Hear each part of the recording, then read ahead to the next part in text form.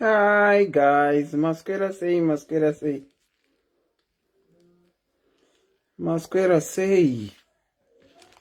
Wait, masquera say. What is it that it wants me to verify now? I'm not wanting to verify anything.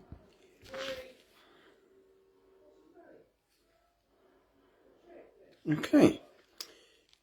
Hello guys. How are you today? Masquera say wait. Chris Munaku Hani Mukaka Kimberly Tarisai. How are you? Manjenje Tempo. How are you? How are you guys? Shelter Makore Bururu Variku imba zvavo. Bururu vari kuimba zvavo ndi bururu vapya. Gladys Makwara, how are you? How are you guys? Melania, how are you? Gladys Makwara, how are you?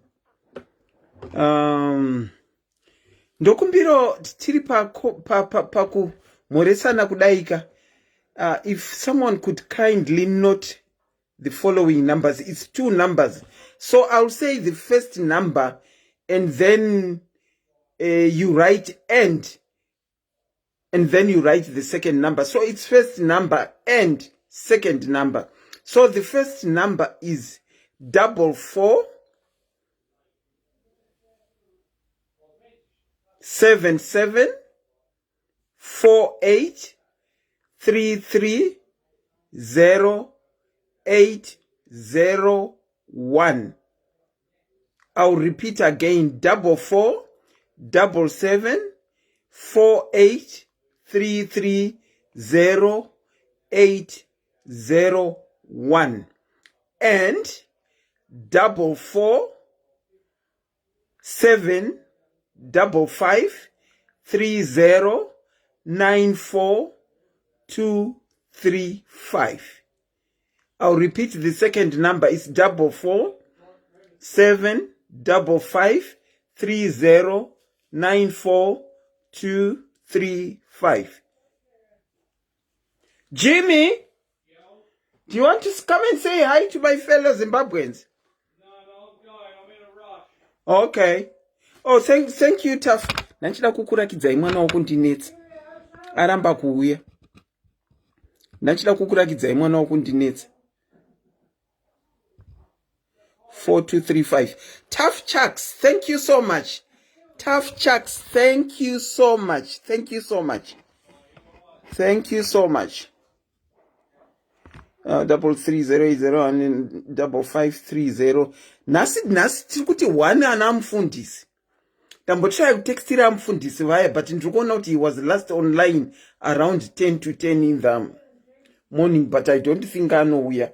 Saka ndati nasi ndatsvaga imwe phone ndati nasi ite ana mufundisi. Ite vanhu vaMwari, vanhu vaJehovha. And then 1 yoita yedu isusu. Memory ndeipi, Simango ndeipi wedwe, Lucy ndeipi. Gladys Makwara, thank you so much. Thank you, Gladys. I've pinned the number. Thank you, Gladys. Ndapiwa na Tough Chucks. Thank you so much. 9435. And here the Gladys. Thank you so much. Have you got your Bibles with you? Kuti pamunofona katinenge tichionesana. Tinokana mufundisi vasingauye vakatiudza kuti hatifanira kuita Bible study tiri tega. Wakomana zvinhu zvacho nhasi zvakaoma izvi. Amen. Masquera say, guys. Masquera say kumativi manawo say nyika on a Saturday evening kudai.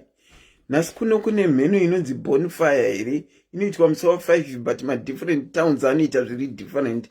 Energy Mambazo, how are you? Nasi kwedu kuno kuma firecracker munenge muchingomanzwa.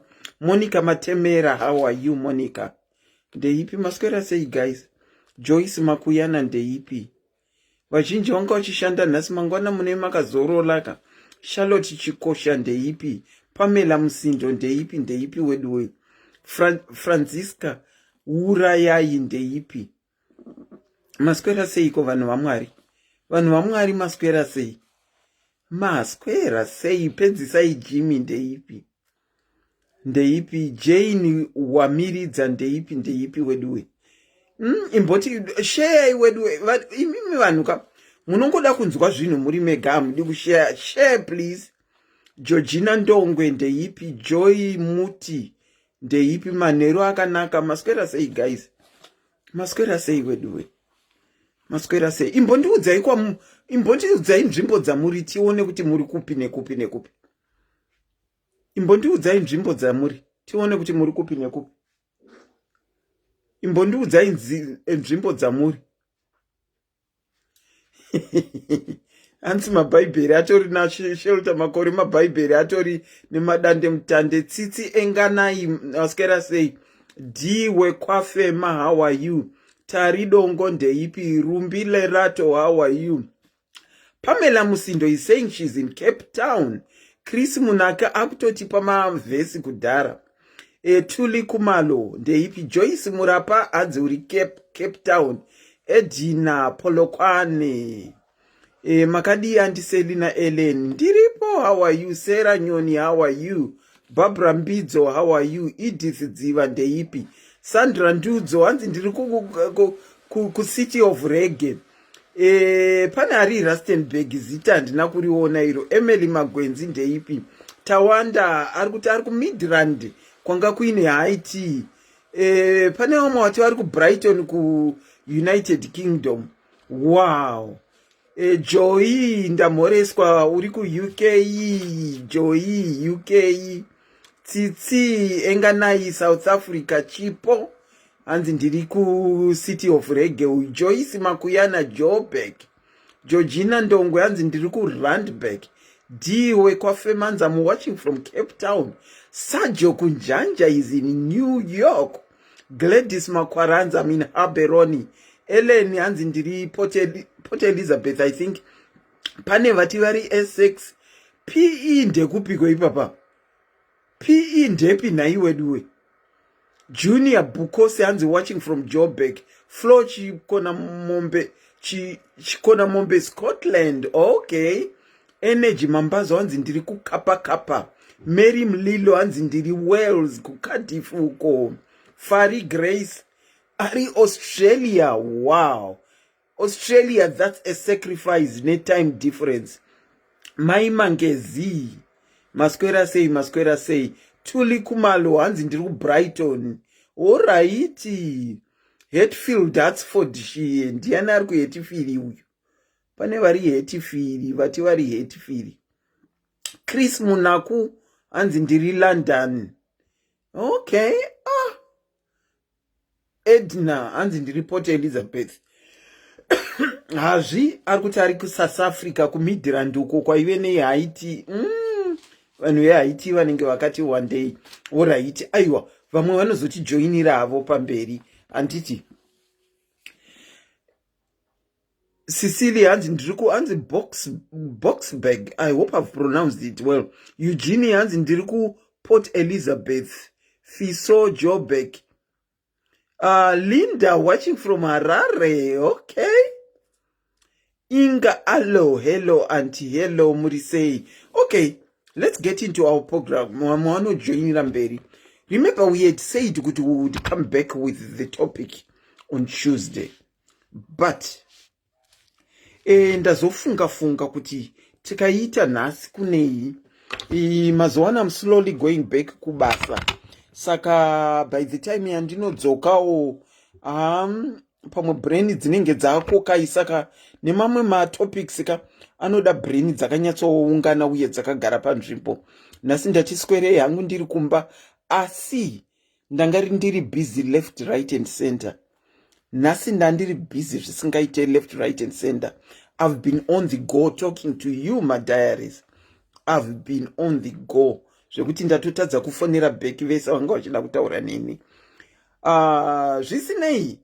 The name is Auntie Selina. Welcome to yet another program, Tithing and Contribution Part 2. Last week ndakapedzera nda confused for the confusion of my brain. I was so much confused when we winded up the show. because we heard a lot. Apostle was saying his own thing. Give, but do not tarisa kuti kwamuri kupa kwacho mari iri kushandiswa sei. Musapote muchiita maBible study enyu mega because munodzidzisana zvisirizvo. Kukagouya vana baba. Last week ana baba vanga vari on fire nenyaya ye-tithing. Majority of the people vakaita call in on the phone and shared seemed to say kuti tithing, not in this day and age that we are living. What do you say in tithing? Munoti chiimi nenyaya tithing. Tinofanirwa kunge tichititha here kana kuti hatifanirwa kunge tichititha? Mune mavhesi amunoziva amunoda kusheya here ekusapota zvamuri kutaura kufanirwa kunge kana kusafanirwa kunge. Asi from musi weTuesday, no, takaita musi weThursday, watakaita up to today, you know, I'm sad to say I've heard stories about my church not necessarily linked to tithing, but my church per se. I'm so saddened to hear some stories that go on in my church.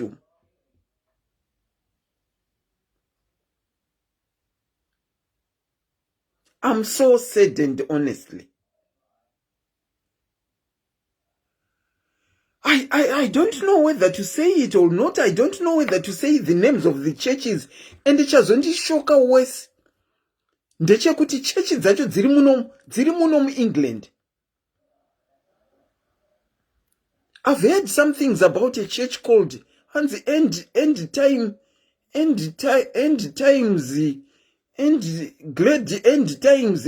something like that. The one that is related to Baba Vayo kufira mujeri. And I'm like, what? Amuna church yakadaro muno. And I was shocked to hear kuti iri muno inonzi End Times. The End Times. But what shocked me more is Javano believer in kumasondo kwavo zvirimu ndofunga zvirimu kundingati zvirimu constitution yavo yatakataura last time kuti machechi ane maconstitution. Andiva nditaura nenika ndati hazviite kuti nditaure story yenyu ndirini. Zvinoda imi muri muridzi. Sezvinongogara zvichitaurwa naSIS MELLY kuti andikwanise kuti nditaurire munhu story yake, zvinoda munhu ari iye ari kuta end time message. I was shocked to say kuti tine end time message muno muEngland. Irimo iri kuexist muno. Atanga achitaura nezvetithing hake zveku end time ikoko. But azopinda into more detail and why she had to leave the church. Grand tidings. I'm not sure. I think it's end time meaning tidings, man, or whatever. You know, it's so sad. The number that you can call, kana usiri munu wa Mwari. Kana usiri munu wa Mwari. The number that you can call, endana 801. Asi kana uri munhu waMwari, namba ndo inopera na 235. Kana uri munhu waMwari uchida kusheyawo kuti munotiitirei kuti tisabvunze kuti chegumi chiri kushande chii kana tachibhadhara mumachechu. So the lines are open. The lines are open. I'm going to kindly ask kuti kana usiri munhu waMwari, stika to 801. But kana tazoshaya vanhu vaMwari panapa, taakutaura nevanhu, tozousa 235. Have you got anything to say about tithing and contribution? And I think today we might end up throwing seeding as well. What is seeding? takanzwa yoko musi weThursday akati unzira seeding. Ini seeding yacho ina handiizive kuti chii chinonzi seeding. Takutarisana nezvinhu zvinoda kubhadharwa zvitatu kumachechi. Tinoti tithing, togoti contribution, kozoitwa seeding. Saka pazvitatu apa, what is the difference now? Chii chinonzi seeding? What is seeding? Tithing takakonkluda kuti i10% of zvaunenge wawana. 10% of zvaunenge wawana. But mukutaura we concluded kuti it looks like iko zvino it's now 10% of money. Nekuti kuchechi havangambobvume mabhanduru emuriwo. Havabvumi. Havangambobvume huku dzako 10% yehuku dzako dzauinadzo. Saka nhai ndimbobvunza. Ndichitaura kudaro. Saka kana uchida kutaidza huku, let's say inini zvangu zvandinazvo ihuku. Ndine huku 100. Anditi. Ndine huku 100. Ndine huku 100. Kana nchida kutaidza huku dzangu dzandinadzo. Saka pa 100 ipapo ndotora 10% yehuku ndonotaidza ku first month. Kana ndakuenda ku second month futi ndotora 10% yandakabvisa last time ndonotaidza futi. Dzasara dziya pa 20% yandabvisa so far mu 2 months. Third month ndonotora ningirikini. Hello? My sister. Mwana wa mai wangu, you choose to phone at a time when I'm having a live. Why do I do that? I don't know. I don't know. That is what you always do. I've got. Sorry, excuse me, guys. I've got a live going on. Can I speak to you tomorrow? Okay. Yes. No worries. We'll speak later. My apologies. Oh, thank you. My apologies. All right. You look beautiful. Thank you, bruh. Thank you. Ilasi boni emba medu. Inonditsvaga always kana ndapa live iye ndopa anonditsvaga amenoti nei. Saka ndandi kutaura nyaya yehuku kuti ini ndine huku dzangu 100. Saka kana ndine huku 100, 10% yacho chi? 10 divided by 100 times 100. Ndizvo. Uyechimboita metsi pana. Ndine huku dzangu 100. Saka 10 divided by 100 equals 0.1 times 100. 10. Saka that means first month ndichaenda nehuku 10. Anditi. Sorry, ndichaenda nehuku 10 because ndine huku 100. And then kana ndabva ipapo ndasarwa nehuku 90. Ndochinoti 90 dzasara idzi divided by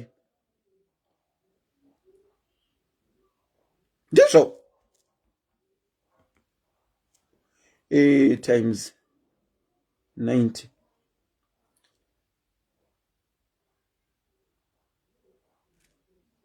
Saka ndinopedzisira kupera kwegore ndisina kana huku kana wanika nekuti ndinenge ndinotaidza huku dzangu. No wonder why vari kuramba huku. No wonder why vari kuramba huku vari kuti mari. Saka I'm waiting for your calls. Ndiri wrong. First month unoendesa 10 ka. Wosarirwa ni 90. Anditi ndati ndine huku 100. Ndinoda kutaidza 10% yacho. Saka it's 10 divided by 100 ka. Because percentage is 100 and then times 100. Ndizvo. Nai ndizvo. Asati gone metsi. Okay, tina kola apinda pano. Kola tinokuchingamidzai pachirongwa. Makadini zvenyu? Tiri kukunzwai? Okay. Masikoni makadini zvenyu? Anti? Mushe. Unokanganisa kukalkulita tithing. Yes, mune huku dzenyu 100. Mobvisa 10. 90 dzasara ndo gain yenyu. Ndo gain yangu ka 90. kana ndakuda unobvisa second month ndine huku still ka mohodha futi motanga futi motanga futi ndotanga futi kudii kuhodha kuchengeta dzimwe huku because it's matochengeta kudhara mabvisa tithe yacho. Alright. Ndo zvandinoita. Ndo zvazvinoitwa iyi. Anyway. Saka ndinenge aiwa antimbomirai. Ndinenge ndakunotenga huku futi kuti ndireplace here idzi. Monotenga futi dzimwe huku. Anditi 90 muchatengesa. Moona imwe profit moita futi imwe new batch yobva yapinda futi. And then mobvisa futi imwe 10% pabatch yamunenge maita. Yasara indenyi mogadzirisa futi motenga futi zvimwe. It's like capital, maita business ne capital, maona profit and then motanga futi. Zvakaoma maita basa anti. Thank you so much. Anyway, inini hangu ndiripoda kutaura kuti zvoka. Zvimweni zvacho ka takuitisana senge taamastupid. Because tikada kutarisa tithe tichiverenga bheki kubhaibheri racho. Tithe is for the needy. Kana ndikaona munhu ari panze ari homeless ndikamupawo something chanamba ndatobvisa tithe yangu. Okay. Because that person is needy. You seem to be saying what people last week were saying kuti kupa kuvanhu vari needy kunze uku ndiyo tithe yangu. The purpose yetithe. But anti takaita pastor vakati munofanirwa kuipa kuchechika iyo chechi ndiyo ziva zvokuita nayo. Muona mistake iripo irikuita nemapastor ka mapastor vaona kudya nevanhu. So they would quote the Bible and they express it differently zvekuti senge uri kunyima Mwari iwe unofanira kupa pastor because pastor ndo vari kuzokunamatira ndo vari kuzokuitira as if ukasanamatira na pastor Mwari avako inenge atitiri muqueue ndoda kujamba queue pastor vachakujambisa queue ndo zviripo. Saka ukatadza kuitira pastor haujambiswi queue. Iqueue iyei manje yatiri kutaura iye kuenda kudenga kunoona Jesu manje kana ariko. Vanenge vari kutiitira favor, they do it as though vanenge vari kutiitira favor. Kutiitira kuna Mwari manje kuti inini ndochienda ndokuitira zvese uchibhadhara inini kuti uzodai so zvinhu zvako zviite mushe. Zvodzokera bheki kune seed vanoti ipa zviri kukurwadza iwewe zvausina and then kuti zvinyasobata Mwari chauri kuda chacho chiitikike. Kunyeperana. Mati seed ndeyekuita sei? Hanzi ipa zviri kukurwadza ndiri imi let's say muruda for example totizvo Mwari ndokuda kuroorwa. Daneta handiti. And then pastor vati chibva wabvisa zvinyaso kukurwadza iwe kuti Mwari vanyasonzwisisa kuti uri kuda ndo seed. Okay. Saka uri kutenga kamwe kafavor futi kuna Mwari kepamusoro-soro. Zoti wosara wozokwereta zvako wopinda mustress belief yotora zvinhu zvako pamba hazvina basa but wabvisa kurwadziwa Mwari vaunoti warwadziwa handiti. Saka achakubatsira kuti uroorwe chop chop. Chop hamuna matoto unobva wapinda fast because don't quote me wrong. Ndikuda kuedza kutsanangura kuti vanhu vanyasonzwisisa handiti. Vanenge vari kubvumirana nemi? Exactly. Inini hangu ndochititaurira pandiri. Ndakamboitawo situation yandakaita ndapinda muhospital bva ndaita macomplications ndine mwana. Ndine nhumbu. Saka uri mukati munoziva kana uri muhospitari unenge uchida kunamatirwa unenge uchida kunzwawo kafaith kaikai. Saka kuchichwa ndaiendawo handitaura hangu nezita. Pastor vakabva vakamiramira. Handida hangu kunyepa Mwari vandiregerera. Vakamiramira munamato vakaenda kuNigeria vachindivhondesa vachiita siti chinamata. Zvikanzi mwana aita bridge apa ndakadonha futi pamubhedha zvemumapaini ekudonha kuita sei mwana aita bridge takuita operation ndakutya futi kuti operation pasa vakati ndatinamatei. Shuwa takanamata kuzonzwawo manheru kuti unosonzwa mwana achitena kuti kucho ndikati simba riye riripo handiti. Pakutohepo pakuzonozvara papaita futi macomplication bva ndazopedzisira ndaoparetwa. But midwife vakanonoka vakachita kurekodha kuti ndaita 400 which was their mistake. havana Saka kuzoti kurekodha. mangwana kuseni ndandisingachakwanisa kufamba kana kuita sei, ndopa ndakakomplaina ndichitaura kuti ndakadonha. Vakatarisa zvese vakutoona senge kunge ndiri kupenga nekuzvara handiti. Nekuti zvanga zvisina kurekodhwa pamarekodzi enyu. Hazvinorekodhwa pamarekodzi. Takanetsana zvekuti takanetsana ndopa vazoona kuti shit iwe uri muheudzwo saka uri kutaura mira tione. Ndopa vakatarisa bva vabvunza vamanga vari pajutu mwabva ati ndopa vakabvunza midwife anga ari incharge vavatomufonera akumba. Skanzi kosei usina kurekodha, skanzi ndakakangana. Bva paita ungakangana kurekodha accident. Ndopa ndakazoiswa maskani zvese kuzotarisa pane katiye kari patizoti zvinozoita sei. Apa inini hangu peni yange iri kurwadza yange iri yekuoperate. Nekuti kudonhawo zvako but I knew kuti handinacho but ndakazoitawo zvakanaka. In the end they compensated me. Saka nekutaura pasa vari kundinamatira ndichi ndopa ndakaita open up. Kuti apasa ndo zviripo izvi ndichitori muhospital vakunditi vachakuzodaiso alright ndatinamate minamata chakabveita fire. Every hour prayer point. Ndikati zvotokunaka kwaMwari koko. Chimwe chicha ndingadi. Ndopa ndakazonzi izvo saka makuzondabuda ndakomba makazowirirana ndikati hatina kuwirirana ndiri kumirira maloya azogadzirisa. Tazowirirana. Saka maona ikupusa.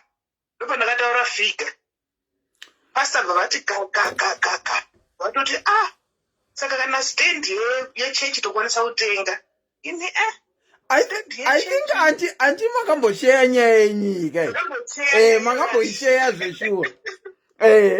Ndikati aiwa inini ndichadivhaida because ndiri kuchechi yandakabva ndo iri important saka ndichadecide ndichashare. Patanetsana napasa kudzamara takasvika ndakaudzwa makunun'unu maudza moyo. Zvikandidzokerera bheki kuti ndinyatsogara pasi ndinyatsotarisa kuti zvii zviri kumbonyatsoitika. Tiri kunyeperwa nenyaya yetithe. Tithe inini kana ndada kuona hangu wandapa ari kunetseka ndatobvisa tithe yangu. Kana ndikafunga kuti rega ndibatsire nherera dziri kwakati ndabvisa tithe yangu. Kana ndikafungawo zvangu kuti rega ndiitorewo shamwari yangu out for a meal ndatobvisa tithe. Because church yamazano ra business. Yeah, sure. Yeah, I remember you sharing story yekuti makapiwa Maria makapiwa as a compensation. Traveling, thank you so much. Pastor vakazoinetsera kuti tanga tiri kunamata ndosaka mari iyo yauya. Ndaudzwa kunzi nini ndanga ndiri kunamata nditaura naMwari ndikati umwari wacho wanga usinganzwe munamato wangu here inini. Yeah, I remember zveshuwa. Ndikati aiwa munamato wenyu hausi important, utori important ndewangu inini ndiri kuchemera Mwari. Yesu makandimamatira handisi kuramba. But inini ndaitonamatawo futi. Saka up to today hamusati mabvisa handiniite zvakadaro atisalina. Asi makanamatirwa kandi. Ndakamanikidza munhu here ndanomanikidza munhu. Kwakutaura kwemunhu akanga azowana mari. But kana wakundipa macondition ekuti tithe ndofanira kupa iwewe kuti isvike kuna Mwari apo ndopa tinopesana. I guess so. Yeah, I guess that was not fair. Saka makazombobvira makadzokera kuchechi kwacho. Kuri kuzoite.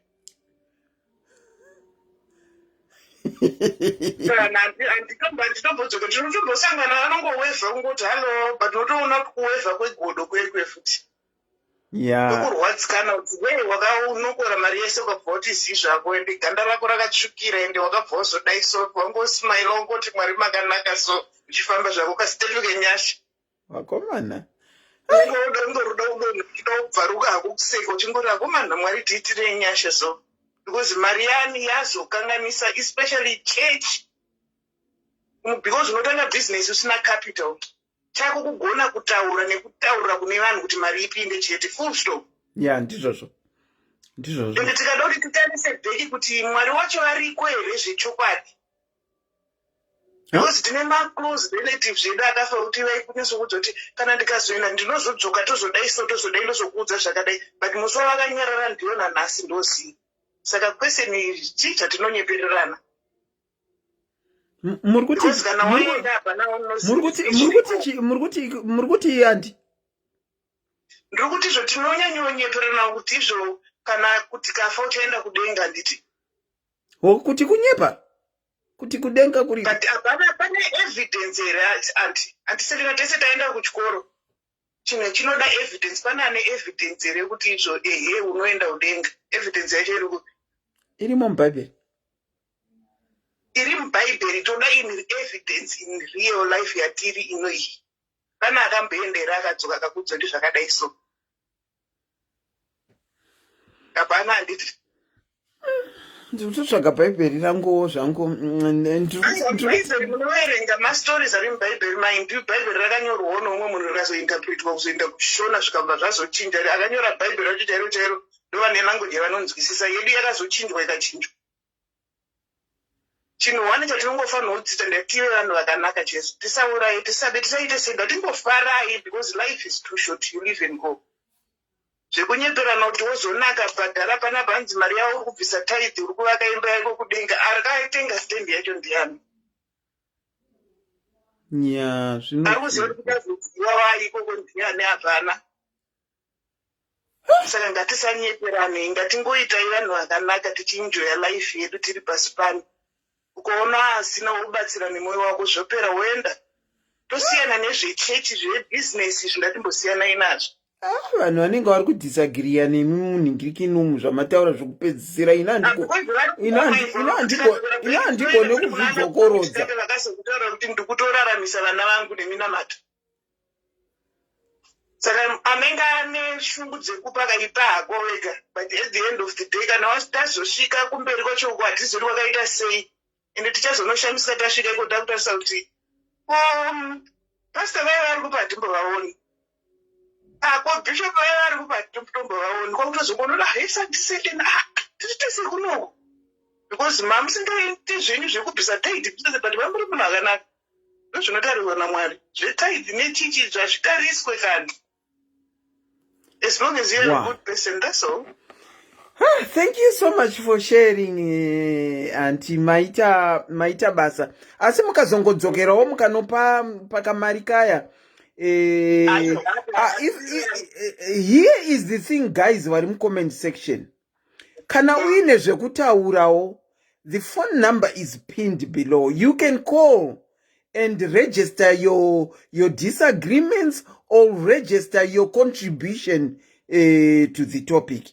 Mukangoti I disagree with the caller muripo ipapo palive ka musingataure na caller ka hapana chinobatsira hapana chinobatsira anti zvinonetsa kuti vazhinji tese tiri panapa taenda kuchikoro ukanyora essay yako ukaita research yako unonida evidence yacho yamunayo ndei kwete hatidii kuverenga bhaibheri toda evidence in real evidence yamunayo ndeipi chaiyo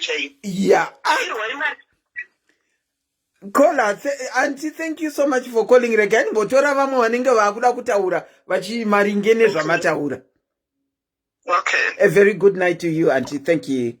Wow. Regai tinzwe vamwe vanga vari kuvafone up. Tinzwe kuti varida kuti chi. You are free to call.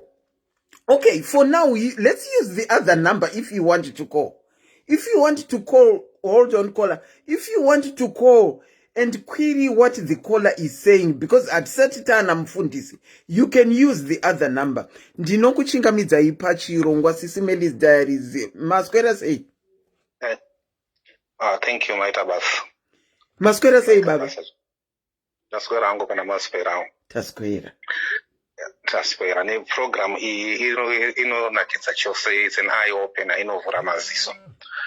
Handibvumirani nenyepisa chegumi zvachose hamubvumirani nekuti chegumi chaibviswa mubhaibheri kudhara changa chiri chevana vaLevhi maIsraeri handiti maJudha ndo vainzi vafanira kubvisa chegumi and yakanga isiri mari yanga isiri mari mukatarisa zvavaibvisa nguva iyoyo zvanga zviri zvipfuwo zvirimwa nezvimwe zvakasiyana siyana handiti yanga isiri mari but hazvireve kuti mari yakanga isipo ndosaka kwanga kune the rich man and Lazarus ndosaka kwakanga kuine mumwe munhu anga ane mari futi uyo the rich man aienda pa akazomboona the good Samaritan anga ane mari futi handiti Jesu wacho akatengeswa nemari and akavigirwa muguva ranga remunhu anga ane mari saka ndinodavira kuti yanga iriko because widow uye akabvisa mari yake akabvisa 1 dinari rake saka yaiveko mari yanga isiri tithe ka zvireve kuti ukomborero naMwari unofanira kubvisa mari. Aiwa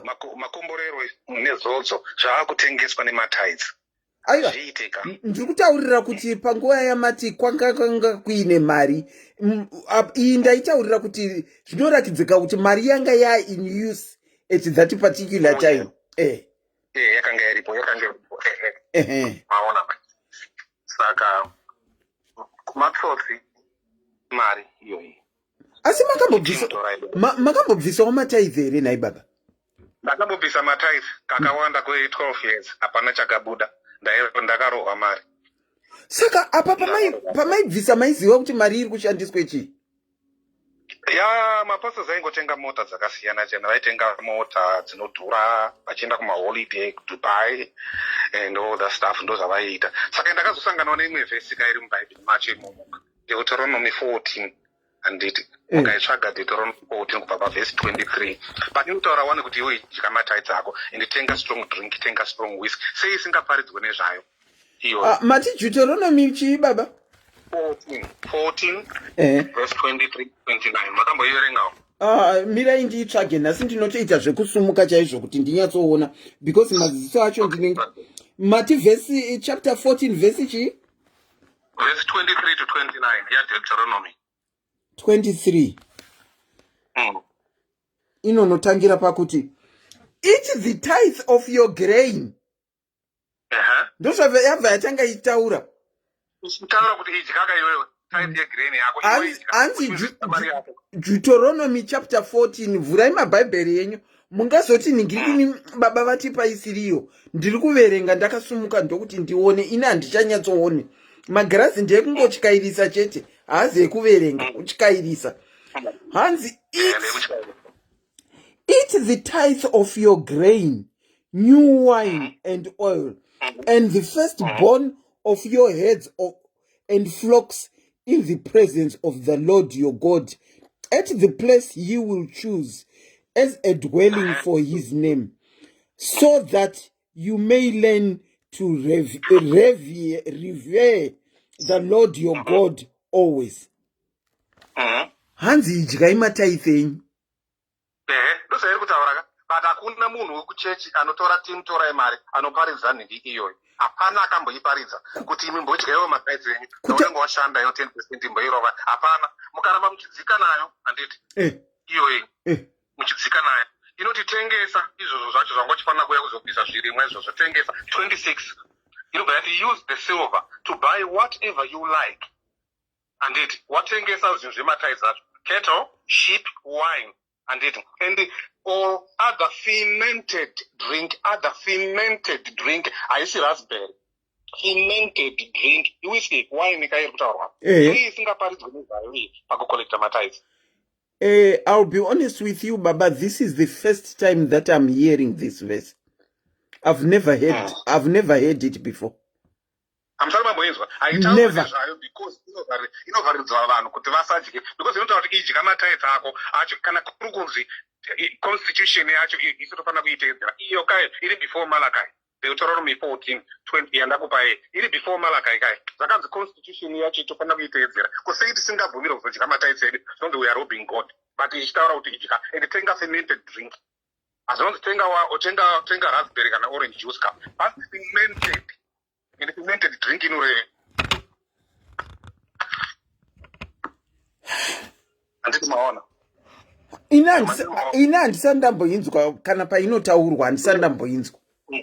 Hanzi ichiramba ichidzika inobva yati then you and your household shall eat there in the presence of the Lord. Ureva kuti kudyaka zvavanenge watengesa zvematithes and rejoice handiti vanzi do not neglect the Levites living in your towns for they have no allotments. Ndivo vaifanira kukorekta matithes ezvipfuyo nezvirimwa vacho musava neglect handiti and at the end of every 3 years bring all the tithes of the year's produce of the year. Papi baba verse 28 zikainaenda pa 28 baba pa 20 ndiri pa 27 pa 20 at the tiri pana Deuteronomy chapter 14 verse 28. Ngatifambiranei. Hands at the end of every 3 years, bring all your tithes of that year. Yes, produce and store it in your towns. Store it in your towns. So that the Levites who have no allotment or inheritance or of their own. Apa takutoridzera vari kutambudzika ka kuti kana masitowa mumatauni wenyu kana vari kutambudzika vapfuura ndovo mochidi ndovo mochipa. Handiti maona manje saka zvinonetsa ndoti mutorai mari iyo handiti mukatarisa Matthew 23:23 Jesu akairamba nyaya yematithes. Matthew 23:23 Matthew 23:23 regai tifambira netivhire. Toda kuona timutorai mari vanotinyepera vachiba mari. Hande Matthew 23:23 Jesu akairamba nyaya. Matthew 23 verse 23. Woe to you teachers of the law and Pharisees, you hypocrites, you give a tenth of your spice, mint, dill, and cumin, but you have neglected the more important matters of law. Which are mercy, justice, mercy, and faithfulness. You should have practiced the latter without neglecting the former. You blind guides, you strain. Baba, mavhesi amuri kutaura ina handisati ndambomanzwa baya. Saka iti mutorai mari haikuparidzirai zvinhu izvozvi. And vanokuparidzirai, give and it shall be given unto you, good measure, pressed down and shaken together. But iyo mukaiverenga shaken down, shaken together. Ainenge isingataure nezvemari, ngaibhirwe pekutanga. Inenge ichitaura about kuitira vanhu mwoyo wakanaka, mercy, forgiveness. Chichi ndo zvinotanga nevhesi iyo. Pozonzi give and it shall be given unto you. Asina unzi mari. Pana ari kuti hanzi maLevites atiri kutaura ava ndo vafundisi. Aiwa, saka ini zvakafanana kuti imi muri muJudha here. Imimi muri munhiri, muri muEurasian here. Aiwa. Levites rudzika. Ina handisi muJudha. Ndine ndakakonkluda musi weThursday ndichinzi inini ndiri muGentile. Makambonzwa here munhu anonzi muZimbabwean Levite. Hakuna chinhu chakadaro. Ngatisatore rudzi risiri rwedu. Handiti. VaLevites rangatori rudzi. Handiti. Hold on, caller. Saka you can't say. Hanzi maLevite rwanga ruri rudzi zvakafanana nekuti Nigerian rudzi. Saka ikona kuda kutora maLevites muchivaita sevafundisi. Rwanga rwuri rudzi. Kosei now is kusina vanhu vanonzi the Levites. Kosei kusina maZimbabwean Levites, South African Levites, Zambian Levites. Hakuna one. Sei kusina. Wow. Kana kuri kunzi maLevites vacho ndo vafundisi. Tiri kubikwa vadaidza kuti ndo vaRevhi. Ivo vaRevhi vana vani.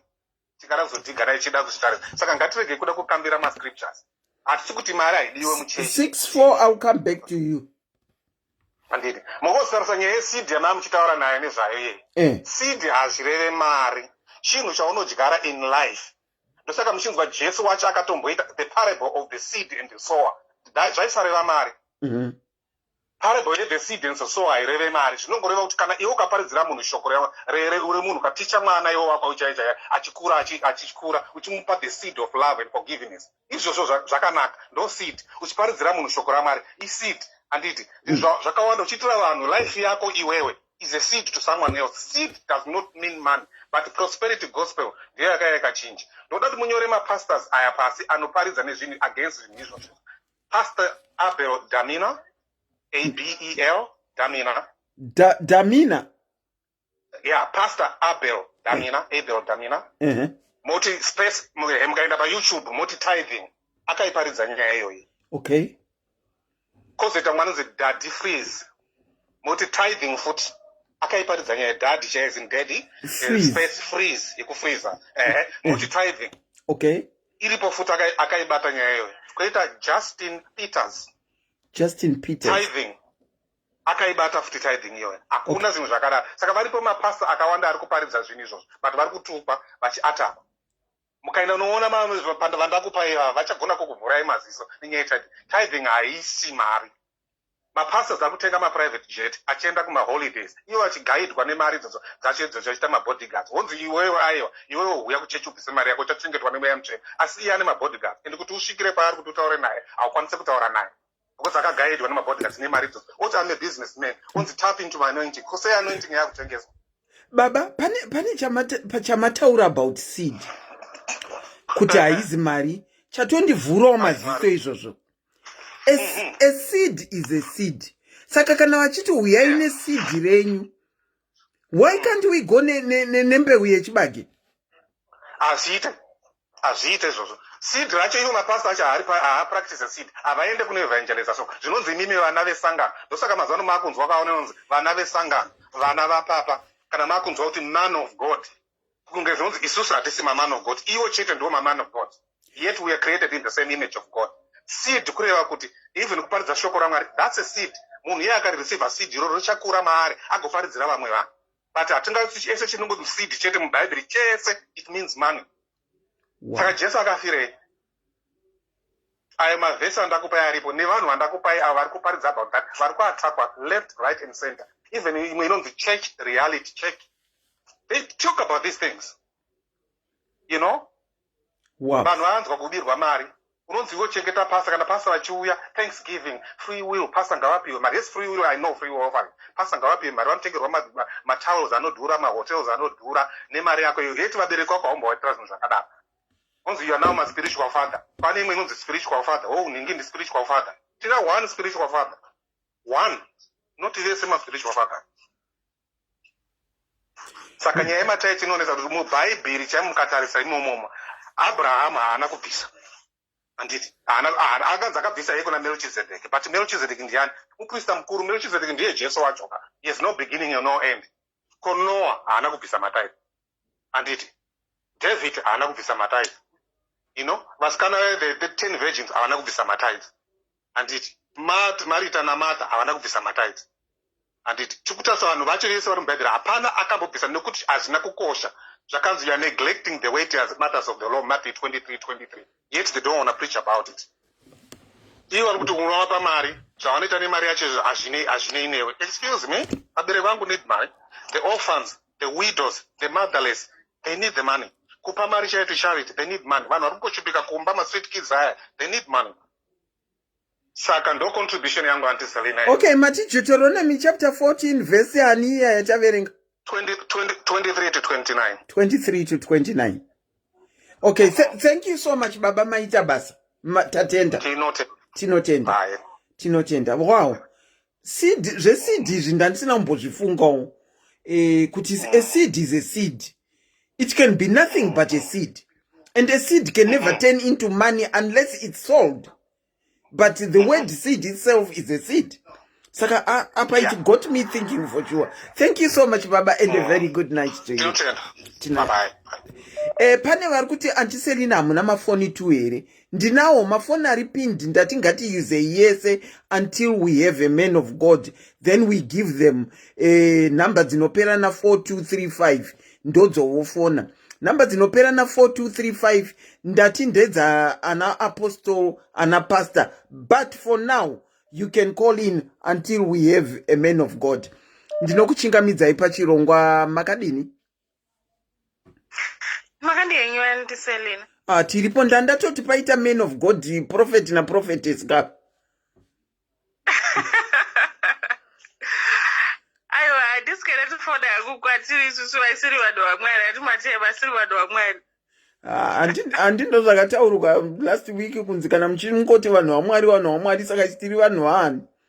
Isusu tiri chii apa imo Auntie Selina nhasi makuti ndeye vanhu vamwari, ndeye vachi vanhu ndoye vanhu. Kondikupa ruremekedzo kandi ndirikuda favor yekuzoenda kudenga wedu ndikupa vanhu vamwari ruremekedzo. You can go on with your contribution, Kola. Wow, Auntie Selina, Kola avaka. Abel Taminda ndinomziva, I've been kuma teachings ake pangari kunoko. And isusu kweduwo futi achiti. Abel ani? Abel Damina. Endo ku Nigeria. Okay. All right. Yeah. So isusuwo kwedu uku tinodzidziswa hatisi zvetithe takatozvisiyiswa because vaitaurayo kuti tithe ndeyekuold testament. Mukatarisa kunew testament mubhuku pakatanga new testament chaipo after hachi testament it's testament inoshanda, it's like a will inoshanda munhu wacho afa handiti. So after Jesus died ndopakatanga new testament which is in the book of Acts pakazoungana vanhu vachitaura nendimi paipai. Hapana pakambozotaurwa nezvematithe kubva paipai. But vanhu vaibvisa mari paripo painzi people went out and sold their lands. But zvaiva zvisiri zvokunzi itithe kana kuti zvaitoda kunzi zvibatsire chiministry. Saka yes hatingati chechi haufanira kubvisa anything because chechi inoshandawo panobhadharwa marenti, panoda kuvakwa zvekuti vamwe vanotovaka zvekutoti panodawo mamillions. Okay. Anditi saka mari dzinobviswa yes, but kana wasundwa namwe ndisika vamwe vanototi pano umwe preacher anopreacha message yegrace dzana abuilda mina idzo dzidzi nekuchechi kwedu anonzi Andrew Womack. Aitaura yeye kuti sometimes panofanira kuva nemapartners ndokunge wasundwawo naMwari. Atimuona kwete zvekunzi unomanipulata iko zvinoizwa kumanipulata vanhu into giving. Ukarega kupa tithe unozokuona kuti kana kupa any contributions muchechi unoona kuti treatment yacho inenge yakatosiyana. Yakasiyana. Hauna kufoswa but yakasiyana. Inenge yakatosiyana but unozoona kuti saka unozoona kuti kana unenge waona kuti chechi panapa pane word handiti word riripo because iko zvinoizvi vanhu kana uri munhu wakangwara uchaindira kuchechi for mamiracles wakufambira word. Saka unozoona kuti word riripo. But kuti utambirwewo zvakanaka you need to aiwa haunidhe kubvisa unonidha kudusa something. Yes, saka you have kuti utambire zvakanaka unozoona kuti ukapawo unowana attention but ukasapawo yes tinokudai muri vana vaMwari ende takafanana but unozoona kuti aiyo takafanana pamweya but panyama hatina. Anenge achipa anenge achiwana numbers are pinned below. Number is pinned silos zvo naikola iko kwenyu kwamunopinda uko kunombonzi chiko pachi andistelin iro zita rechechi renyu mati maisimbobvisa but makazostopwa after mari idzo dzakazoitwa kunombonzi chiko kwamaibvisa kwamusingasabvise 10% of your salary uko.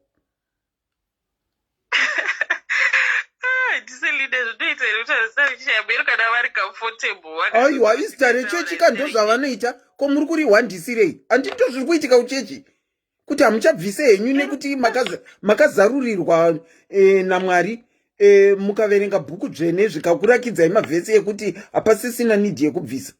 Asi hamuzi proud of your church. Kunyange mukataura tinokuzivai kuti ndimani. Pane vandiri kutora mucomment section.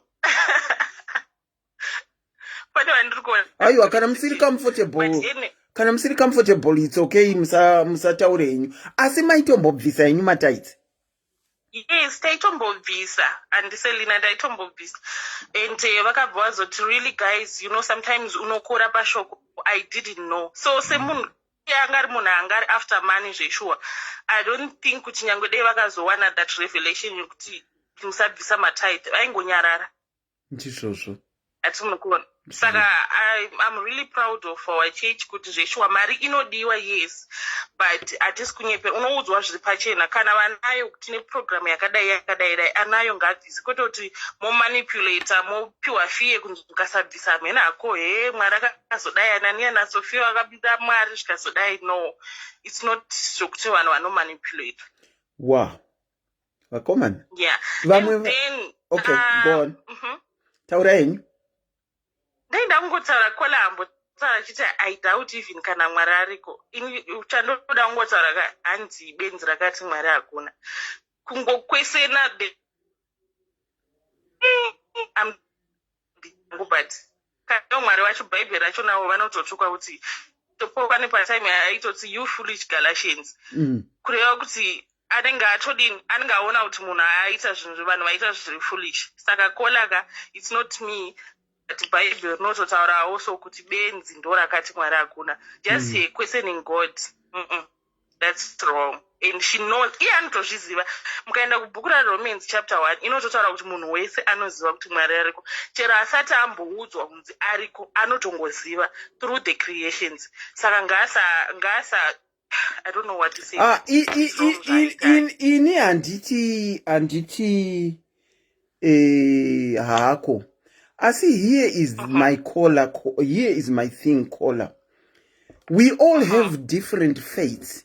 Saka, if you believe in something, it doesn't necessarily mean the next person should believe in it. Takwita, whether you like it or not. We have got Muslims, they believe there's got an Allah that is there, whatever. We have got Islam, they've got their own belief. So it's totally okay if someone has got another belief that is different to yours.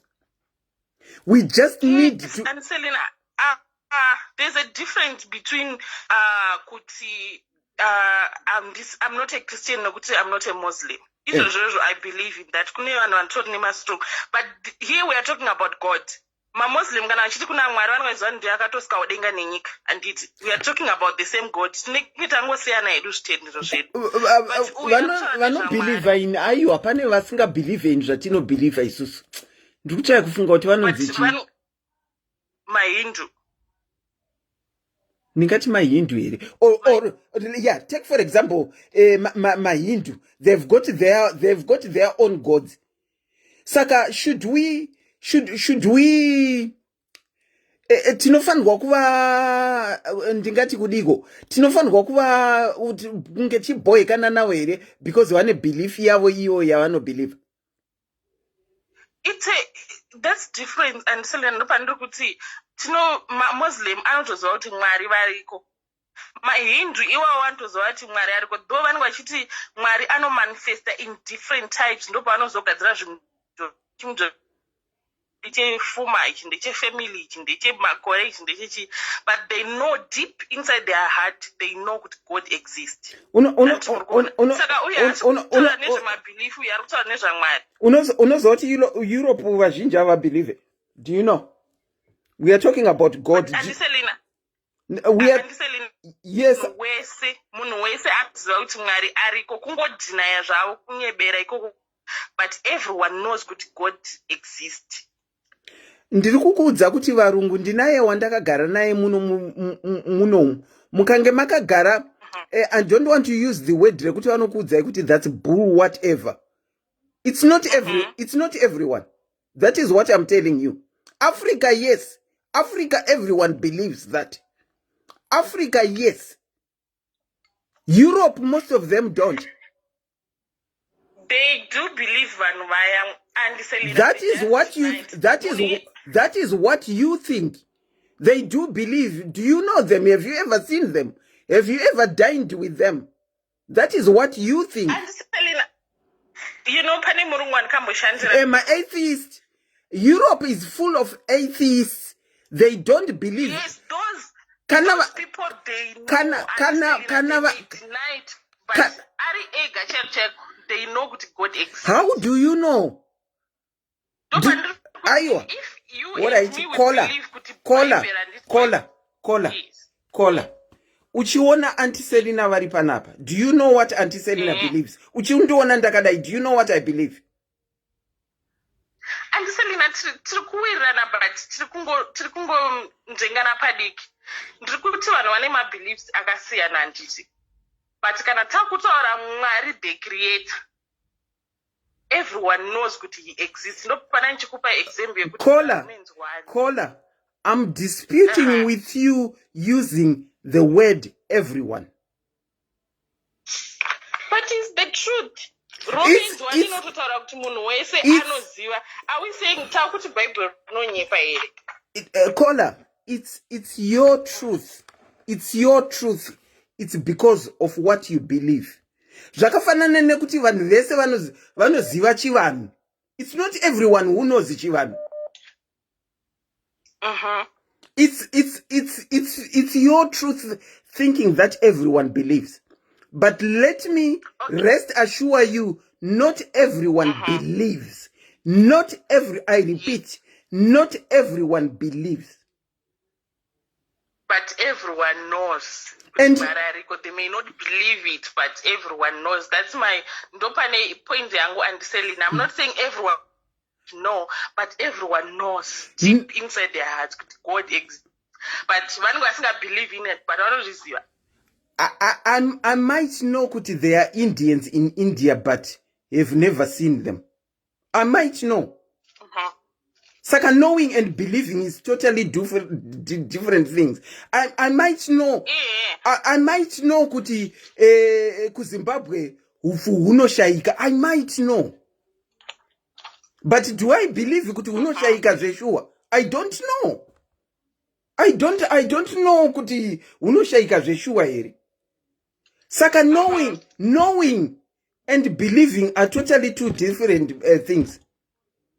Because kana waku believer, if you believe in something, it means waku follower even nezva uno believer. Ndika ziva kuti nigirigini ndopa example yekuti chiko. What example can I use? Knowing and believing are two different things. You can know something and not believe in it. I can know there is a tradition in India, but I don't believe in the tradition. Yeah, yes, they don't believe, but vanoziva. Apa ndichingotaura ati nyaya yabva pakuti uyanga achiti does God even exist? Ndikati of course munhu anenge achitoziva kuti God exists, but kusabhiliva ndeimwe nyaya, but kuziva kuti Mwari ariko. Ndipo pana ndichiti inini Bible rinoti benzi rakati Mwari hakuna. So we tiri pamwe chete andiselini. Okay, all right. Thank you so much, Kola, for your contribution. Okay. Thank you. Okay, Good. bye. A very good night to you. Same to you. Wow. Ndosaka tiri kunzi napastor tisaite Bible study tiri tega. Regai ndimboenda kuAustralia kunguva dzawoka. Ndofunga dziri kuma AM ndimbonzwa kuti vanga vachida kutaura kuti chii. Vakomana Australia iri kugarira vanhu vaMwari. Australia iri kugarira malife. Hanzi kana usinga believe. Vadzima ndofunga varara. Regai ndinokuchingamidzai pachirongwa Kola. Makadini? Ndandiri kutokufonera ine imwe foni. Hazvida kucontributa zvakanyanya panhau yetaiti. Dangokorekta sisi vari kutaurawa. I think vari kuzvipikisa zvavari kutaura. Vari kutaura kuti Bhaibheri rinoti benzi ndiro rakati mwoyo maro Mwari hakuna. Saka benzi racho riri kutaurwa kunzi rakati mwoyo maro hakuna nderipi? Kana achiti munhu wese anobhiliva. Benzi riri kutaurwa neBhaibheri nderipi? Ipapo ndisingaziva hangu vanogona kuuya vakazvipindurira ina handingakwanise kuvapindurira. Inini ndoda kutovapindura because Kola vari kuti everyone believes. But at the same time vari kukota vhesi iri kuna Proverbs inoti bedzi rakati mwoyo maro hakuna. Rakati mwoyo maro Mwari hakuna. Which means variko vanhu vanototi Mwari hakuna. Variko. Variko. Because Bible rinotodaro, iye Kola ari kutodaro kuti Bible rinodaro, but ari kuti everyone believes. Zvaari kutaura nezvaari kukota muBhaibheri ari kupikisa. Ndopa munoona kuti Bhaibheri rinonetsa kunzwisisa anti. Iye ari kukota muBhaibheri vhesi rakanzi benzi rakati mumwoyo maro Mwari hakuna. Benzi ndiro rakati mwoyo maro Mwari hakuna. Which means shukura Mwari.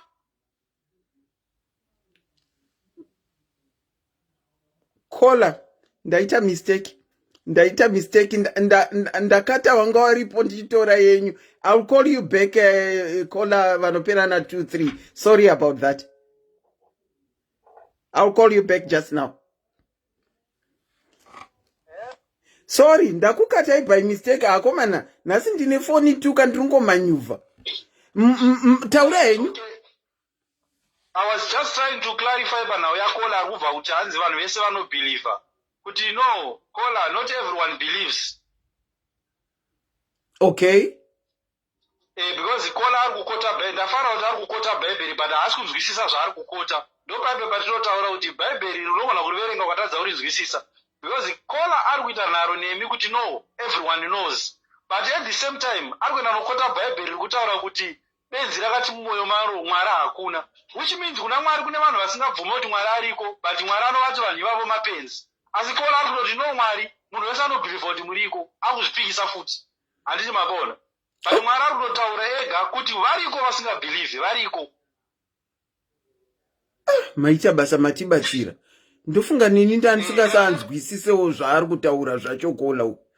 Kana achida kuvanzwisisa futi ngaenda unoverenga nyaya yaNebhukadhineza kuti chii chakaita kuti Nebhukadhineza apenge. Aitoramba kuti Mwari hakuna. Ndo zvakaita kuti Nebhukadhineza aite semombe. Aitoramba kuti Mwari hakuna. Saka vanhu vakadaro vatoriko. Then apo pakaenda kuclarify yapo panotaurwa zvemaseeds antapo munonoverenga Matthew 13. Matthew 13. You know Matthew 13 verse 22 inokuudza kuti seed nderipi.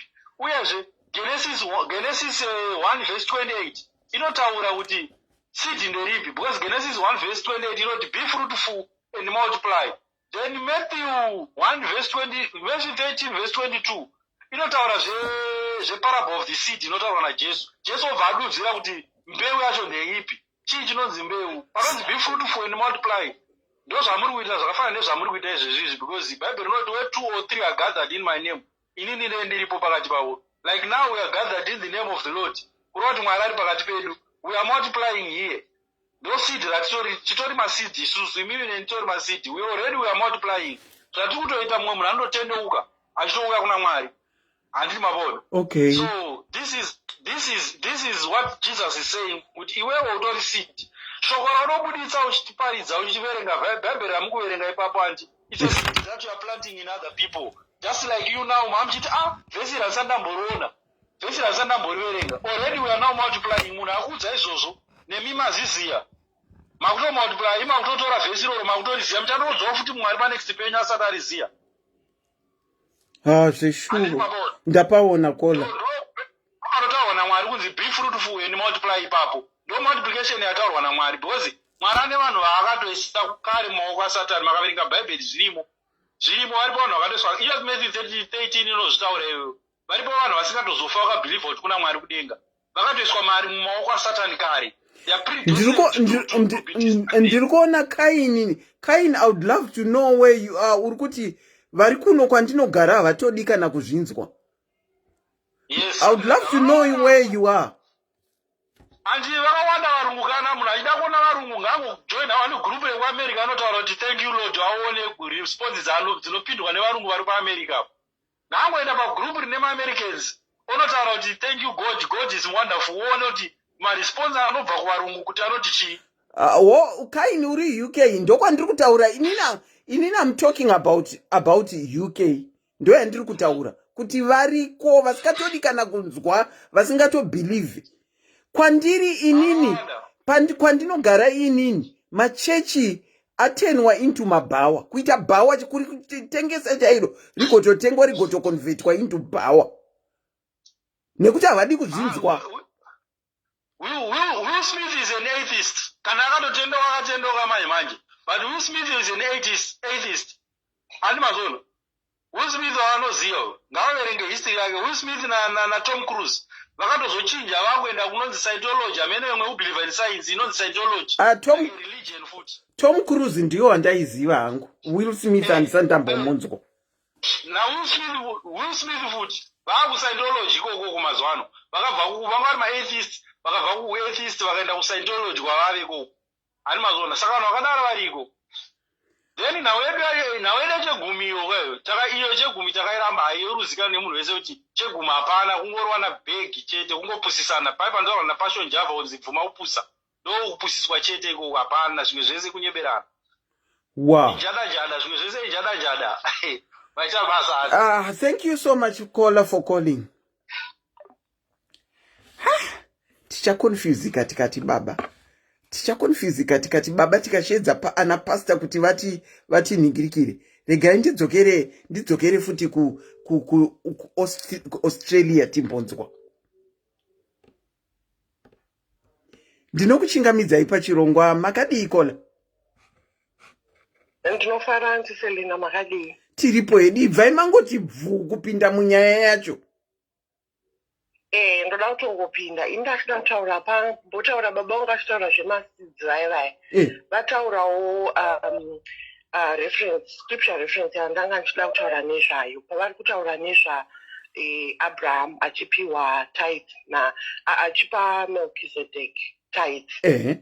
So ndachida kutaura kuti ini chandinonzwisisa ipapo ndechekuti pane principle kana kuti law inonzi the law of first mention, where they are saying for us to understand scripture kana tichistudy kana kuti to understand a particular word kana kuti doctrine, we must find the place in scripture where it is first mentioned. Total is out what is being revealed and what is being said, what is the concept around that. So when it comes to tithing, the first place that it is mentioned is in Genesis chapter 14, verse 20. And Genesis chapter 14, verse 20. 14, verse 20. Okay. Saka mukaenda ipapo handiti Abraham is coming from a war with the king of Sodom. So it says, when we start maybe from verse 17 and this when he was coming from there, after he had defeated this king, he came to meet with Melchizedek. And on verse 9, from verse 19 to 20, he brought a tenth of his plunder to the king of to Melchizedek. And then Melchizedek then blessed Abraham for what he had done, and also for the gift that he had given him, which was a tenth. And so for me, when I look at that, what I start to get from that, ndingori munhu ari kutsvaga kunzwisisa shoko chandiri kunzwisisa ipapo ndechekuti it was a once off offering, and it was done when he had defeated, he was coming from war and he had victory. Saka ini chandinonzwisisa semwana waMwari ari kutsvaga kufadza Mwari ipapo chete ndiri kunzwisisa nyaya yekuti pane dzimwe nguva dzoti maybe ndiri kubuda muhondo seni ndiri mai kudai izvi ndinogona kubuda muhondo yekuti ndakandichitsvaga mwana kana kuti ndakandiri difficult pregnancy ende mandiri ndiri kunzwa rutendo nokuti ndabuda mazviri. Saka sezvakaita Abraham izvi kuti unonzwa kuti ndidai ndimbowanira Mwari chandinoita kuti ndingovatenda nezvandabva mazviri izvi ndo zvandonzwisisa ipapo. But for me, living my life as a child of God, handinzwi mandiri kupiwa mhosva kana ndikasabhadhara tithe nekuda kwekuti ndonzwisisa kuti in the word of God, it says God has not given us a spirit of fear, but he has given us a spirit of power and of love and of a sound mind. So many times as Christians, we remove our mind from things. We remove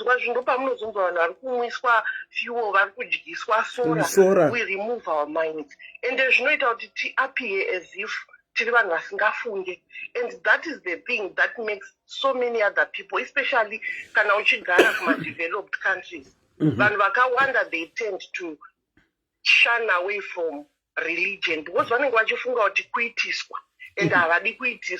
for them they think it's a crutch because you are struggling in life, you need a crutch to go through life. But as a child of God and you've been empowered and you know I must operate from a place of sound mind. What does that mean? For me, it means I must continuously be renewing my mind, not removing it. What exactly am I doing? Those are and also I understand God is calling me, or Jesus is calling me into relationship, not to law. Relationship, he is simply saying he loves me just because he loves me, just because he loves me. Because even as I'm coming to him, there is a finished work at Calvary. So many times we place ourselves under the law. But God has already sealed his love for us in Christ. Which means, George, sorry, hold on, Kwala. George, yes, they are on WhatsApp. The numbers are on WhatsApp. And those that are saying, Mr. Maponga, I'll come back to you on that. Sorry, go on, call. Okay, so I'm saying apana chandichaita iye zvino that will make God love me any more or any less. Mwari vari kutondida, and my destiny in him, once I have received him and I've accepted the finished work at Calvary, is filled.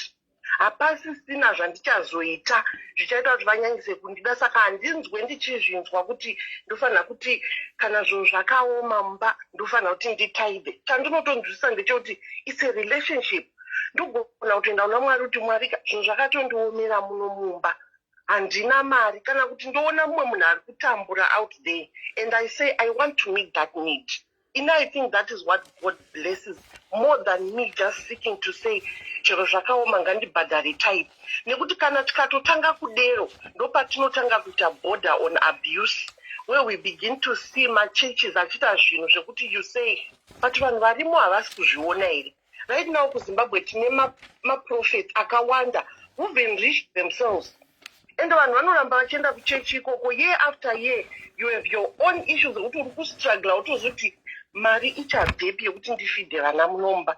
Asi vafundisi vari kuenderera mberi vachiprosper. Vamwe vakutogara mumabhuruku, vamwe vakutobuda pamalist ekuti you know they have the most beautiful house in Harare. And you are thinking, where are the people who are going to this church and where is their sound mind? And then those zvinoita shoko raMwari risaende mberi, because we are just perpetuating abuse in the churches. Okay. And to close off, God calls us and says, and what did you want to say? Go on. I'll say it after Okay, you. I wanted to say in the chipezisa, Jesus says his burden is light. He says, take my yoke, it is light. Chandinonzwisisa ndechekuti ukaona uchiiswa musengwa netype, you're probably not doing it the way that Jesus is calling us to do it. And also, pane akamboti nditsvagire mwana waMwari and we will spend the day tichi-encourageana. But find me a person who is into methods and legalities and laws, and we will never agree. Because mwana ngachisimbira pane zvake. True. And I think it's much better for us kana tichida kuti tiri vana vaMwari, and if we are saying we are believers, let's look for relationship more than just wanting to say kuchechi kwedu zvanzi. Because when we start to do that, for sure we are removing our minds and we are becoming like fools. Okay. I wanted to say, can I safely say after having said all that you have said, saying tithing is law? Yes, it's under the law, because when you look at all of the things that are written in the Old Testament, I'm not really good at those things, but what I understand is there are laws that were in existence before the coming of Christ. And then when Jesus came, he came to fulfill the law. Hold on, caller. But as he was coming, he was also coming with grace. Okay. All right.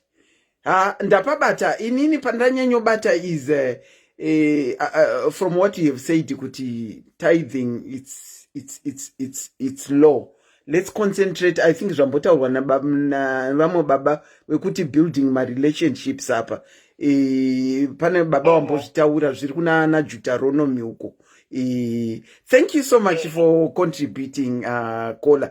Vakomana nhasi muri kungondiburira mavhesi mamwe zvakutoshoka kuti bhaibheri racho handiverengi. Manondiburira kuna Genesis kwazvakatanga kwacho zvandisati ndambonzwa futi. The law of first mention, exactly. Thank you so much. We must do that as children of God. Yeah. Thank you so much, caller. Wow. Sorry for keeping you waiting. Ndinokuchingamidzai pachirongwa makadini.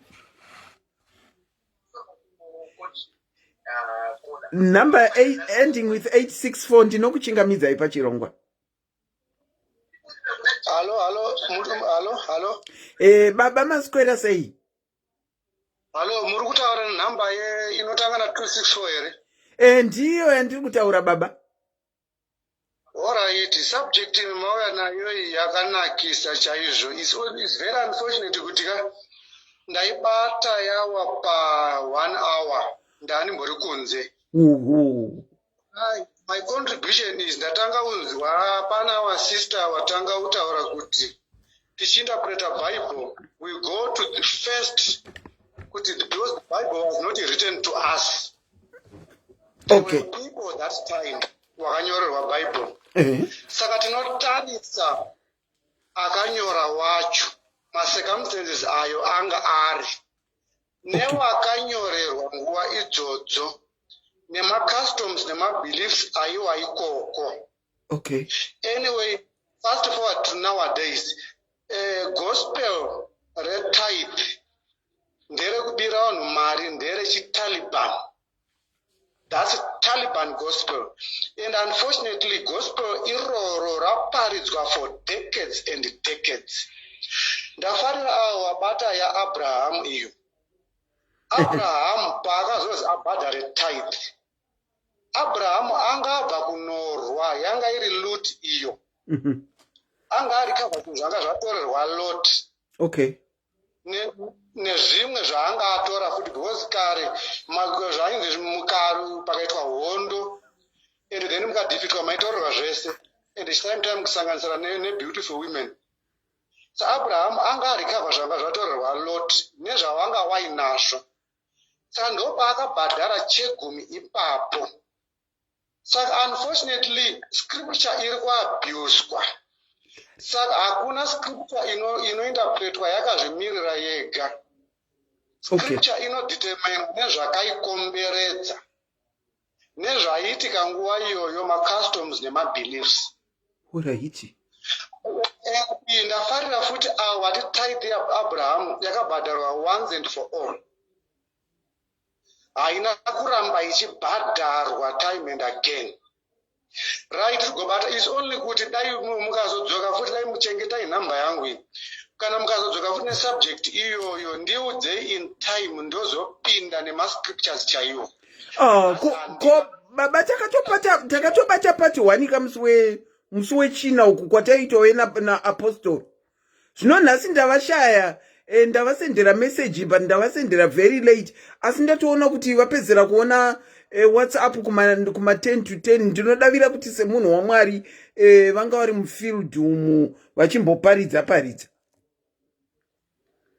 Alright. Saka manjeka uchiparidza manjeka unotanga watarisa kuti wakanyorerwa wacho wakanyorerwa zvaita sei chingi chachiitika kuna wakanyorerwa macircumstances surroundings nemacustoms. Saka apa wakanyora wacho baba apa muri kuti zvakanyorwa imo mubhaibheri umu zvakanyorerwa vaive panguva iyoyo yepazvakanyorwa ende zvine macircumstances akaita kuti zvinyorwe ipo pavainyorerwa izvozvo zvese zvana mataitsi izvozvo. Exactly. Mira nditsanangure futi further maybe point yangu ichanyatsa kubuda. Right. And then manje watarira kuti chii changa chiitika nguva iyoyo.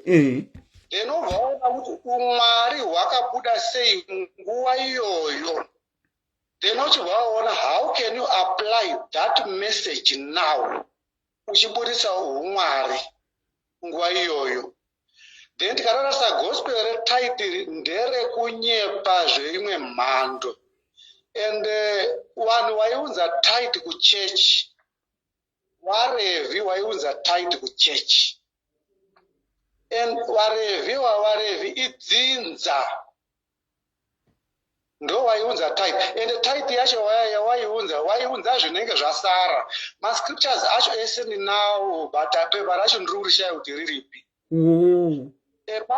Pane nguva yekuti vanhu vainzounganidzai zvegumi zvenyu munosangana mune zvegumi zvenyu munosangana ikoko kunzvimbo inonge yatarwa nemurevhi audzwa naMwari. Saka kune zvegumi ikoko ndoko maienda munodya chegumi chenyu iwe wachibhadhara wacho zvakanyorwa. Idya chegumi chako. Iyoyo vhesi taipiwa yekunzi idya chegumi chako taiona iyoyo taiudzwa. Asi avo vari kuparidza mazuva ano havapabati ipapo kuti idya iwewe. Ndipo pamunoona ndosandiri kuti maTaliban awa. Then tochiuya manje panguva yekuti taamunguva yenyasha. Tamunguva yenyasha inova inonzi grace, grace period pachirungu ndozvamuri kutaura. Ndozvandiri kutaura. Saka manje Mwari anoropafadza munhu waanoda nenguva dzaanoda nenzira yaanoda. Okay. Mwari chaanoda kuwoshipwa nekunamata. Saka manje tikazibvisa chegumi kuti ukomborerwe naMwari, then ini ndikabvisa chegumi, I now qualified. I have qualified myself. Grace is defined as unmerited favor. Ndofunga imimi pamunofugama muchinamata munotaura kuti Mwari handina kukodzera. Handina kukodzera. Ndipeyo chimakomborero handisina kukodzera. Handina kukosha kudarika vamwe ava. Asi ndiyambutseyo apa. Handisiri ndega ndiri dambudziko iri. Handisiri ndega ndiri kushaya vana. Saka manje tikati ukabhadhara chegumi uchaita breakthrough, tiri kunyeperwa. Ende tiri kutenga, hakuna Mwari anotengesa mabreakthrough. Ndi Mwari ane hutsinye. Hakuna Mwari anoti usina kundipa mari handikubhadhare. Ko asina wacho yekupa Yesu zvoroti achafa asina chaawana here. Mukabhadhara chegumi, one a lot of bitterness nenyaya chegumi ichocho, because they have paid. Kuri kuti ndimi Mwari mimi ndakubhadhara chegumi. It means I now qualify. You God, you have taken my money. So you have no choice except to give me what I am asking for. I say grace manje. I have now qualified. I now have a right to demand. And a lot of people want bitterness. Kuti Mwari ichi chinongotora mari. Kutaura chokwadi, dai Mwari ari munhu aifamba aioneka mulocation umu.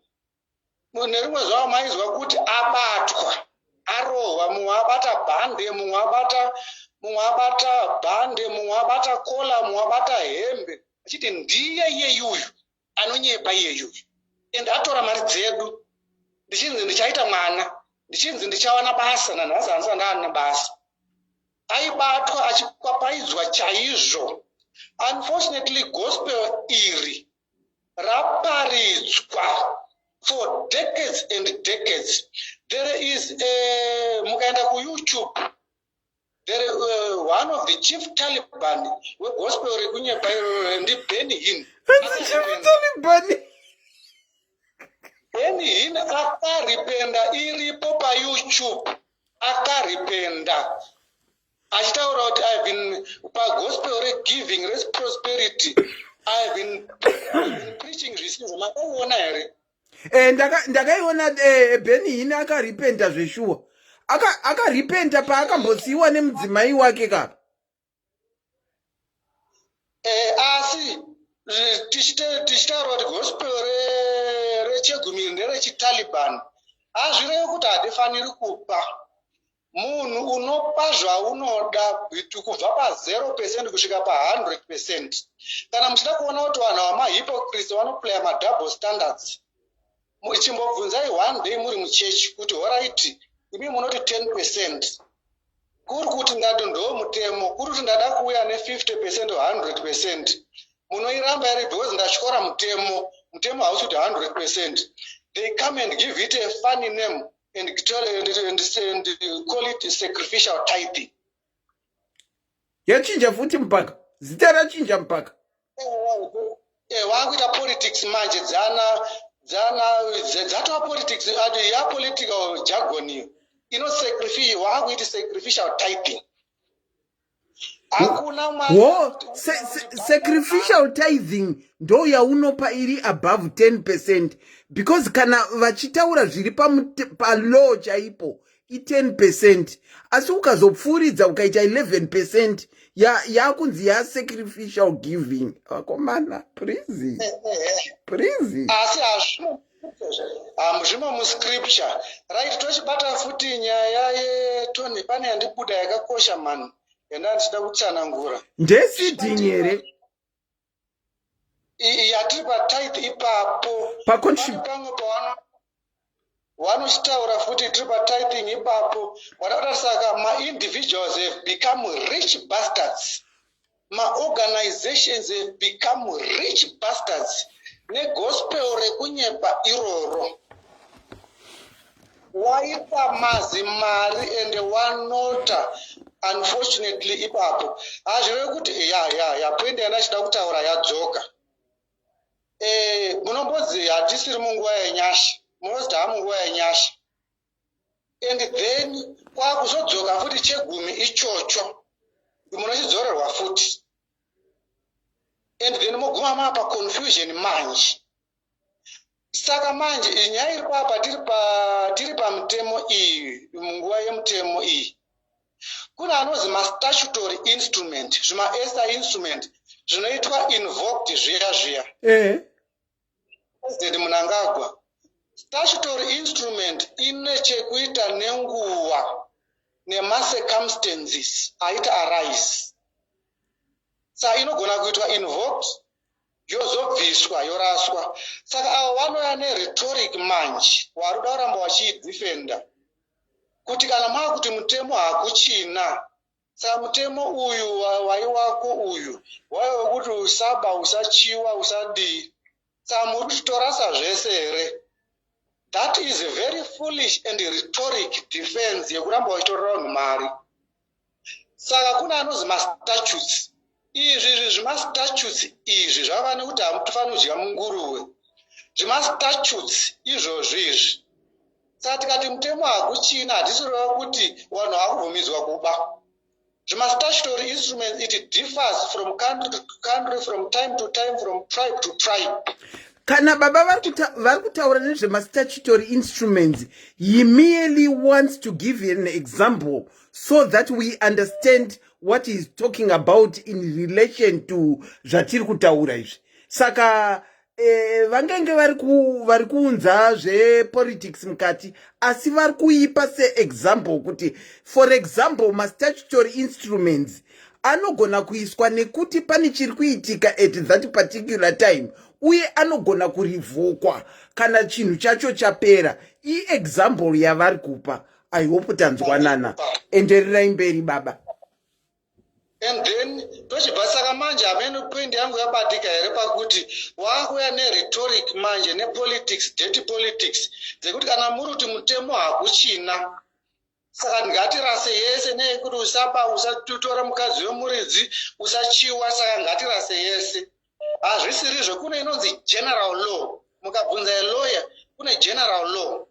General law kune mitemo inoapply kwese worldwide, kuZimbabwe, kuAmerica, kwamuri ikoko.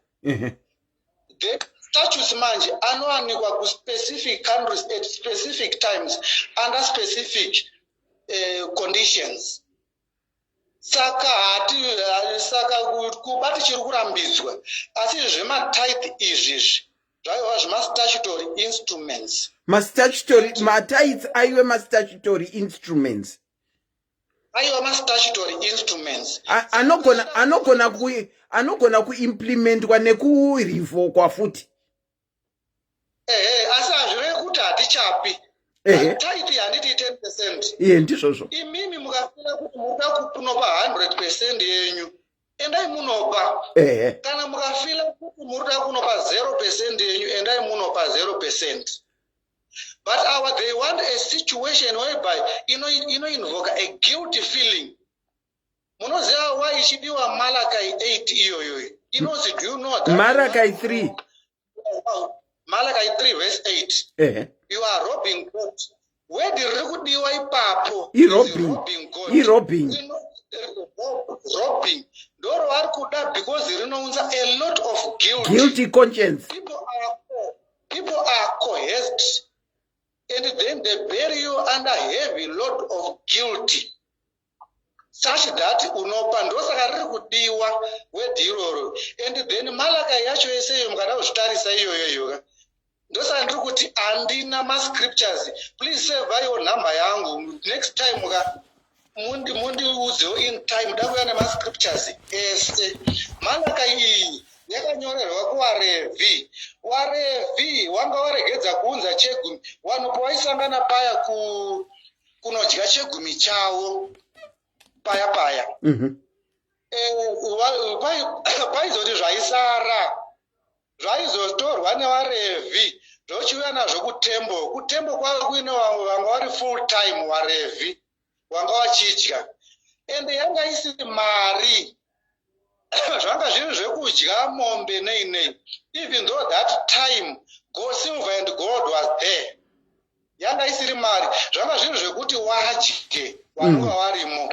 Saka mari wakatsamwa because wanga wasiri kuchaunza, saka vanhu vanga vari mutembo imomo. Mari warevhi waishanda full time mutembo, wakasiya basa remutembo ndobva waenda kunorikicha kuti wawane chikafu. God then became angry. Saka waiudzwa varevhi is not general you and me. Alright. Tithe yazvinenge zvasara zvacho izvozvo zvanga zvisiri kuchauya. Manje babaka regai ndichikukata ishoti titore vamwe. Dai manga mauya nemavhesi yenyu nekuti zvamataura izvi mune maexample emastatutory amataura aya ndinenge ndati zvinenge zvatipindei. Manje dai mamuine mavhesi anonyatsoti backa up mangoti mabatira panzira. Dai manga muine mavhesi I think tingadai taanyatsokurukura nhasi. Saka for now regai ndichikuti ndinokutendai imi michiitai kudai. Kana maona mavhesi enyu monditextira toona kuti tingambokupaiwo mukana here kuti munyatsotitsanangurira zvamamuchititsanangurira izvo baba. Alright. Next session yenyu yetithe iriko rini? Handingadi kutaura anything, asi tikaona taramba tichienderera ka tinogona kuita part 3 tinetenge takutoita musi wechipiri. Alright, sure. Part yekutanga hameno tayakandipotsa sei. Ndangopinda ndinoiterero ndikati it's an interesting topic. Ndikati pamwe ichangotarisa yatova ne1 hour ndikati my way. Maruza asi zvamunogona kuita baba ize part 1 iripo pa Facebook apa. Mukaenda kuSIS MELLY's Diaries live iripo part 1 na iyo part 2 iyoyo mukaiterera. Chida ndikati tiri kuita futi part 3. Mouya makabva makatsvaga mavhesi enyu iwaya because pane zvandabata nemaexamples amapa emastatutory zvandipa kuti pfungwa dzangu dzinge dzinoti kinuririgei.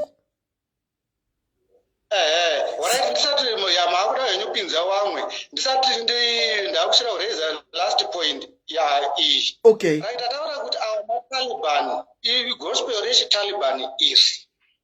And then maTaliban aya they are not alone. One zvima-elder zvirimo zviri kusapota. Imi muri pastor. Mukasimuka muchitiparidza gospel retithe ucharopafadzwa uchawana basa. Baba. Kana uri uchaiwana. Baba.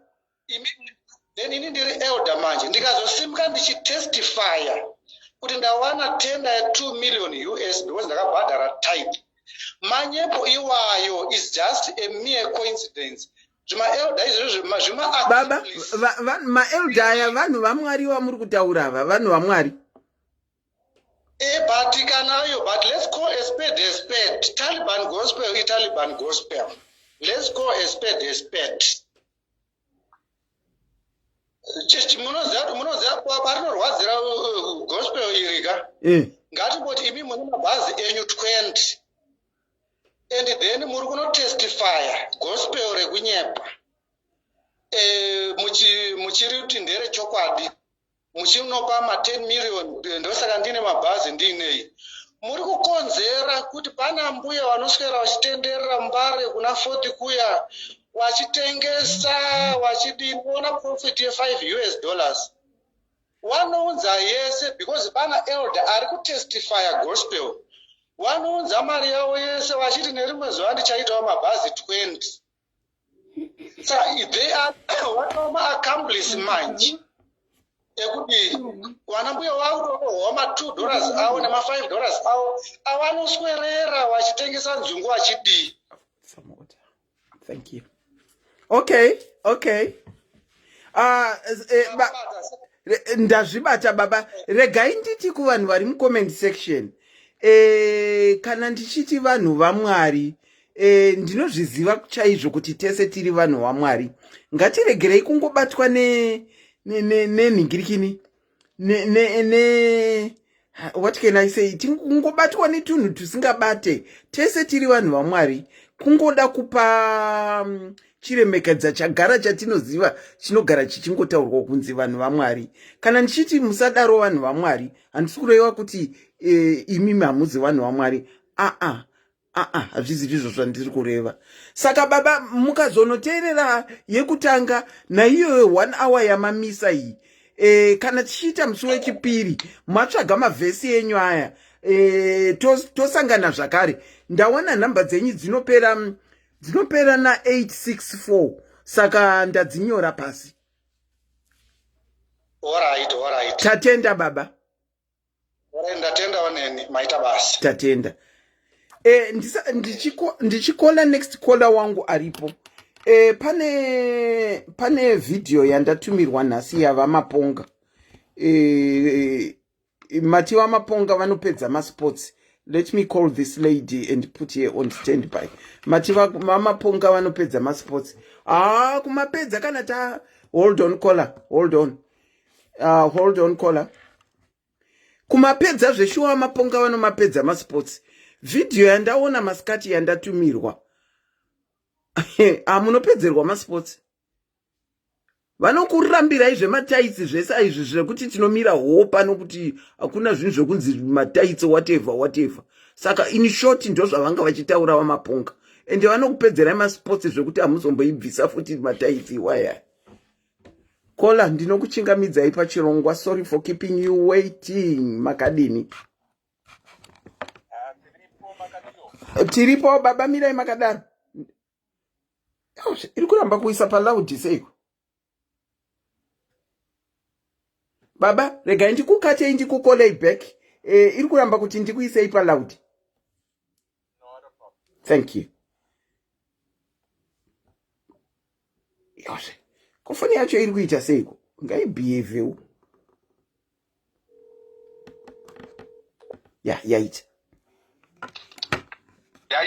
Yaita baba, ndinokuchingamidzai pachirongwa. Ana baba, munenge muri kufarira chirongwa chemataitsi ichi. Ndiri kuona kufona kwamuri kuita. Tinacho kakabva first round yamakaita. Hatina kuzokwanisa hamuna kukwanisa kupinda. Aiwa, tinotenda nhasi mapinda baba. Muri live paSIS MELLY's diaries. Muri kuiona seiko chirongwa chacho ichi? Chirongwa ichi ndicho chinonzi chakati gozhei. Pachete chinenge chirongwa chinoda kunonzwitei. Muchandiregerera ndichitaura nechirungu. Taurai henyu baba, zviri comfortable kwamuri. Sometimes vanhu tinoda kubatira zvinhu pamberi tisinganzwisise. Inini handisi kuti ndinonzwisisa. I will be the first to tell you kuti handitombonzwisise zvakawanda. But I have understood zvetithe zvine ma-seeds and giving.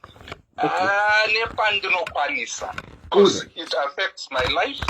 And I understand it affects ningirikini zvinhu zvandinoita semunhu, semutenderi. So the first thing I have to say is this. Tinofanirwa kutanga tazwisisa kuti ndiani ari kuda kutevedzera zvegumi izvi nekupawo ma-offerings. Angave munhu here waMwari anotendera Bhaibheri negospel raMwari, kana kuti ndiwo munhu atangawo kunzwa kuti pane matithe nekuti aenda kuchechi kana kuti kumapostori kana kuti kui, akanzwa kuti ukapa machegumi unowana upfumi. They are two different things. That's where we need to get it right. Kune vanotendera, pane vamwe vasingatodi, vasinganzwisise, vasingakwanise kuzviona sezvazviri.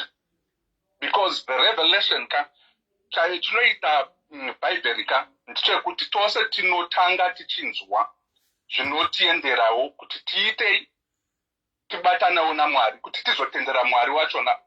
Pane mastages atinenge tichiitei tinenge tichienda. Kune vamwe vatotendera Mwari nhasi vasingazive kuti chii chinonzi tithe, havasati vatombonziwa kuti chii chinonzi tithe. Pachauya avo. That explanation, what I'm trying to get to, is what will help us understand zvandichataura pamberi. So, I will start by saying, my Bible verse also abuda kaipo pana. I totally understand kuti vanhu vane maverse. Zvakangofanana nekuti I know the first principle of thermodynamics kana kuti aerodynamics. I can claim it. Aya ma algebra algebra aya anti pane ngikini aya inzi algebraic equation. Pane munhu anokwanisa kutoikrema kuti a plus b over g square root of g, but asinganzwisise kuti that equation apply was say. There is the theoretical version yema Christians, the practical version yema Christians. Tose tiri kunzwa kuti algebraic equation is this equation. Pane vamwe vanozopinda mukati mayo vachiti, how does this apply to this? In what context does this algebraic equation fit with what situation? Maonaka, there is a difference. Because I can spill it out as fast as I can. But even then, that spill out, I don't even know what it all means and how to apply it. The same thing, nema Kristu. Kune maKristu, vanotendera Mwari, vanotendera Kristu. Vanoti vanoziva Bible verse, vanokupoterai mavhesi ose. But vasingazive kuti chii chiri kuitika pamavhesi iyayo. What is the context, the historical facts, and also the contextual assignment of it as it comes to contemporary views. You see, handisi kuzoshorokoza vataura shure kwangu there were more than 10, but ndiri kuda kungocherechedza vanhu kuti there are things that we definitely understand, and there are things that we don't understand. And the most confusing and most misunderstood issue in the Bible is about giving. And for a good reason. We have charlatans, maprofita akuya mazwano, vachitaura, vachiparidza shoko rematithes, just because rakanyorwa muBible, but they don't understand what it all means. To begin with. Baba, murikutoti kana iwo maprofita ari kutaura zvetithing havatozvinzwisisi. Havatombozvinzwisisi, handisi kunyepa, I'm not going to shy away from saying that. Vakawanda havanzwisise what tithing is all about. Yep. And the reason why I say that is this. If you look at how they are talking about tithing haifoseredzwe munhu. Tithing haiitise munhu kuti atye upenyu hwake nekuti haana kutaita. Tithing haiite kuti munhu anzi he or she ndiye ari VIP because they tithe. Okay. Church inobuda ichitaura kuti sewe iwewe wataithaka watowa padhuze naMwari, ndo anonzi mashalotin prophets iyayo. Church yaunopinda yauchazoona kuti iwewe unofevherwa nekuti uri kubudisa mari yakawandaka. Aiwazve, inini ndine masawiro angu akawanda, ndakati iwe ndipe mari, uyu ndipe mari, asingandipe mari handitaure nayezvo. Hanti ndinenge ndoenderana nevaya vanenge vachitaura neni vachindipa mari. The same thing. Asi zvinotaridza here kuti idzo shamwari dzacho dziri kundipa mari, inini wacho ndine kodzero here yekuti ndive shamwari dzavo. If you get my example. Hapana chiripo chinonzi chakanaka chemutenderi anotendera Mwari chaiye, chinoitisa kuti umwe ave achifunga kuti haakodzeri. Because Mwari akati vose vanokodzera vana vangu. Nyangwe iye akabva mubhawa nezuro akapinda muchechi nhasi achitaura achiimba achifadza achirumbidza Mwari wake. Anenge atori even better kune vaya vasati vatombopinda mumabhawa imomu vachiti hey isusu tiri magudhigudhi chii, self righteousness here. So how does that connect to the tithe? Let me put it this way. The verse there is Genesis 14 verses 18 to 20, and this was Mveringa. Deuteronomy 8 verses 17 to 18, kana kuti iyo Hebrews yachona iyo itakupinda New Testament 5 verses 10 to 12 dzinotaura nenyaya yaAbraham. Ndiyo nyaya yandanga ndichinzwa vanhu vachitaura kuti Abraham naMelchizedek panguva paLot paya paakaita sei he was rescued by Abraham, his uncle. Muri yake yapinda mumhosva kuSodom and Gomorrah. And the reason why the tithes were there, if you read it, nekuti vanhu vachona vanga vachitaura kavanga vachingoti tithe yanga iri Old Testament. Remember kuti Melchizedek, who is the pre-incarnation of Jesus Christ before he came on earth, semwana mcheche, achizirivhila as Christ. He was Melchizedek. Vanoda kupikisa ndipikise nhasi. Hapana kwamunoenda. That pre-incarnation basically was there before the law was even enacted. Zvandanzwa mkoma wataura apa kuti the Levitical priesthood. It was the Melchizedek priesthood, different from the Levitical priesthood, which was law given. Difference. There is the law here, which the law itself blesses and curses. You know that in Deuteronomy, Pakanzi, there will be curses and there will be blessings. Choose blessings. If vanoziva vachiziva. And the creation yepriesthood yemalevitical priesthoods yakapindira pakauya Moses achiitei achipa the law. Iyo ma-10 commandments edu ndio the law. That's the period of the law. So let's just keep that in mind and say between Abraham paakapa tithe yake kusvikira the Levitical priesthoods paakazonzi give tithes to my storehouse. Kuti ma priesthoods aya ma-Levi priesthoods awano zvokurarama nazvo. That's a different and specific period.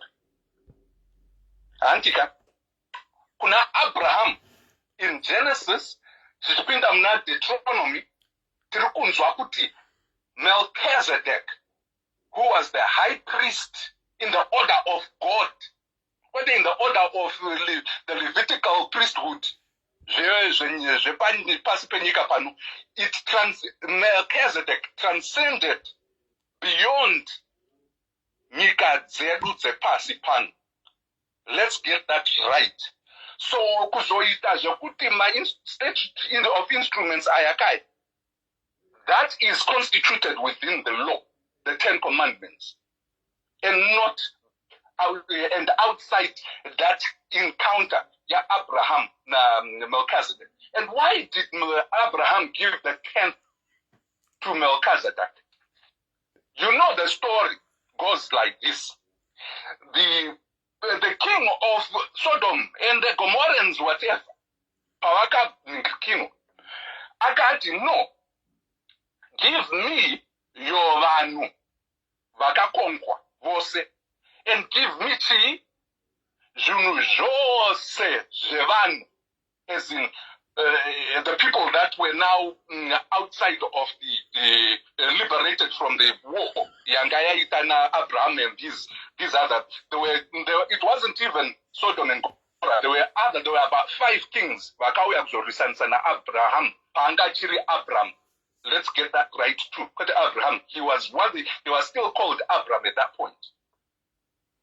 Pakataro, that king said, "Give me the people, and I will give you all this wealth." Hold on, caller. Crystal, have you got questions? Kuna baba varuda kutaura. You have got questions. Are you saying you want to ask Baba some questions that you have got? Is that what you are saying? Pana vada kukubvunza imubvunzo baba. Ngavapinde. Mirai ndivapinze. Okay.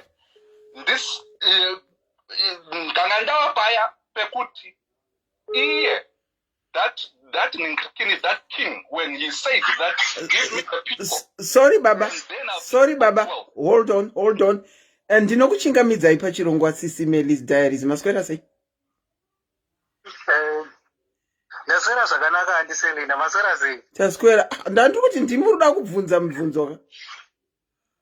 Ndindakasiya mibvunzo iyaya last time ngavapindurawo kamibvunzo yangu iyaya. Aiwa, havaziriwo pastor nhasi tavashaya.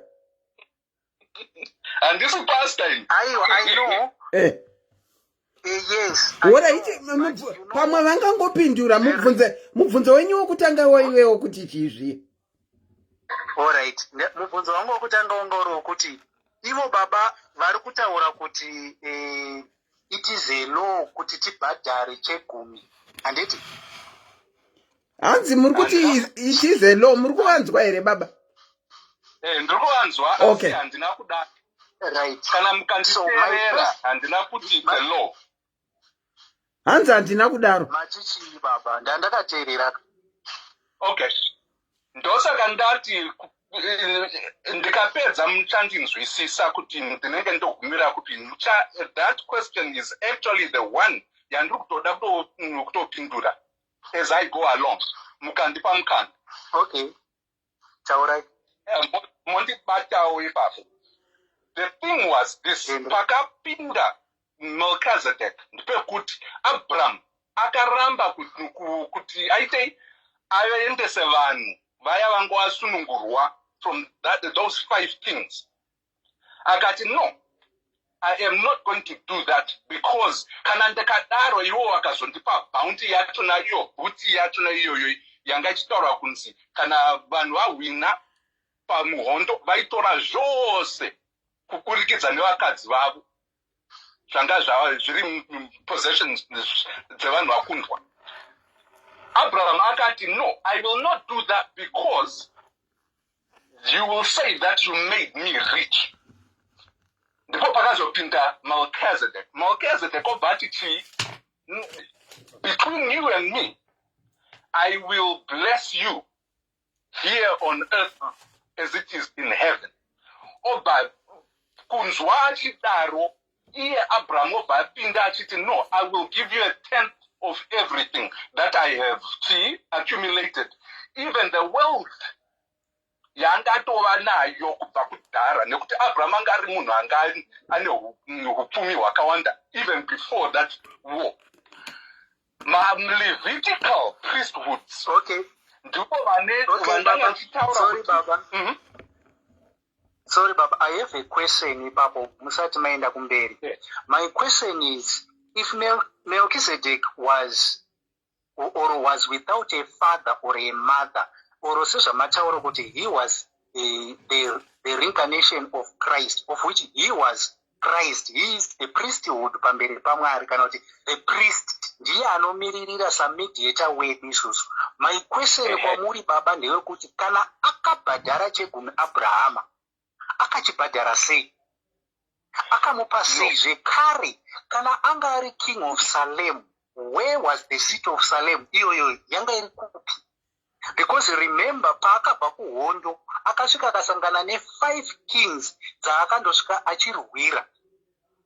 But pana Melchizedek hapana kutaurwa kunzi vakasangana papi kana kuti vakataura sei kana zvakafamba sei. I have a question. Akabhadhara chegumi chake sei? Because remember, munhu uyu kana kuti tingati Melchizedek haana baba, haana amai. Exactly. Mauya zvakanaka. That's where I was saying he's the pre-incarnation of Jesus Christ in the day of Abraham. And so maybe I might need to speak in English.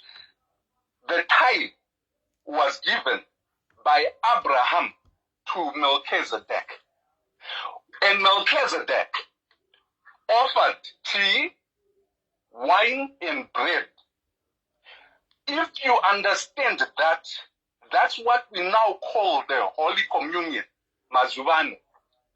Story haina kumbobhaiza kana kuti haina kuitei, ndiko kutanga kuchave kusafika kuchaitika kuya kwaMwari achizotifira pamuchinjiro. But hatisi kutaura nezvekuva kwaMwari kwaJesu. But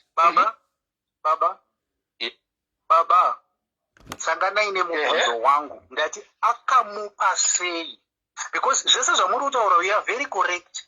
Kuti in return, he gave him wine and bread. Right? But iye Abraham wacho akamupa sei? Because uyu haana paari. Haana siti yaari, haana baba, haana amai. But he is the priest before God. So how did Abraham pay his tithe? Saka, what are you questioning? Ini kana kuti muri kuquestiona Bible kuti harina kutitaurira kuti chii zvakafamba sei. Nekuti mubvunzo uyoyo handingamubvunze nekuti hauna kunyorwa zvekuti akabvapi, tinoziva kuti akabvepi, asi hatizwa kuti akazoendepi. Right. That's where Baba. Ipapo pamangotaura kudaro ndo pane point yangu inini. Abraham haana kubvisa tithe mubvisiro uri kutaurwa kana kuti mafungira anoita vanhu kuti akabvisa tithe. No, haana kudaro. He sacrificed to God a tenth of his all belongings. The same applies to Jacob. The same Jacob anoti Mwari mukandiropafadza ndinokupai chegumi. But to our surprise, hazvimo muBhaibheri kuti akapa ani chegumi. Hazvimo. Nekuti isu tiri kutsvaga here kuti ndeupi waakapa, asi tiri kupendera kuti kupa chegumi ndicho chakanakira kuitei kune vaya vakapiwa that revelation kuti chegumi chinoshanda sei, ndechei, chakakodzera chii. Hatisi tose vanhu pano tichanzwisisa kuti chegumi chinofamba sei, chinomira sei. Hatisi tose tichatendera kuti chegumi ndicho chatichaita. Baba. Saka muri kuti imboti enlighteneyoka kuti chegumi chinoshandei? Kwandirika chegumi sematauriro nemanzwiro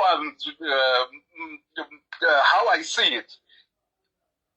And this will actually be way beyond my explanation yandanga ndida kupa nhasi.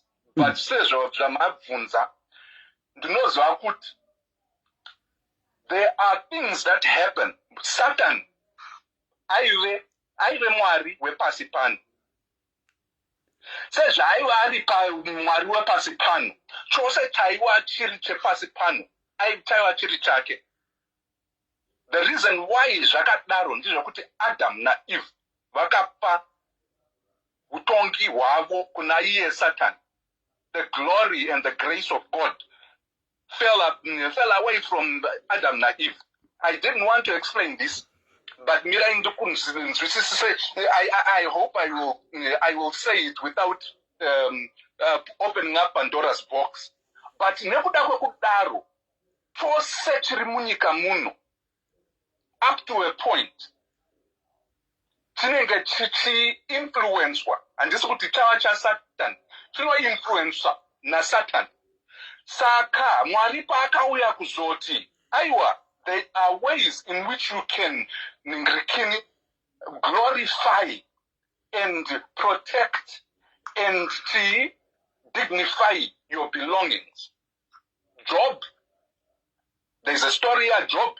Yatinonzwa kuti Mwari aiwa akakomboredza upenyu hwa Job kuti kubva kuna Satan. Satan obati nekuti ndimi muri kumuchengetedza haasi kukutenderai.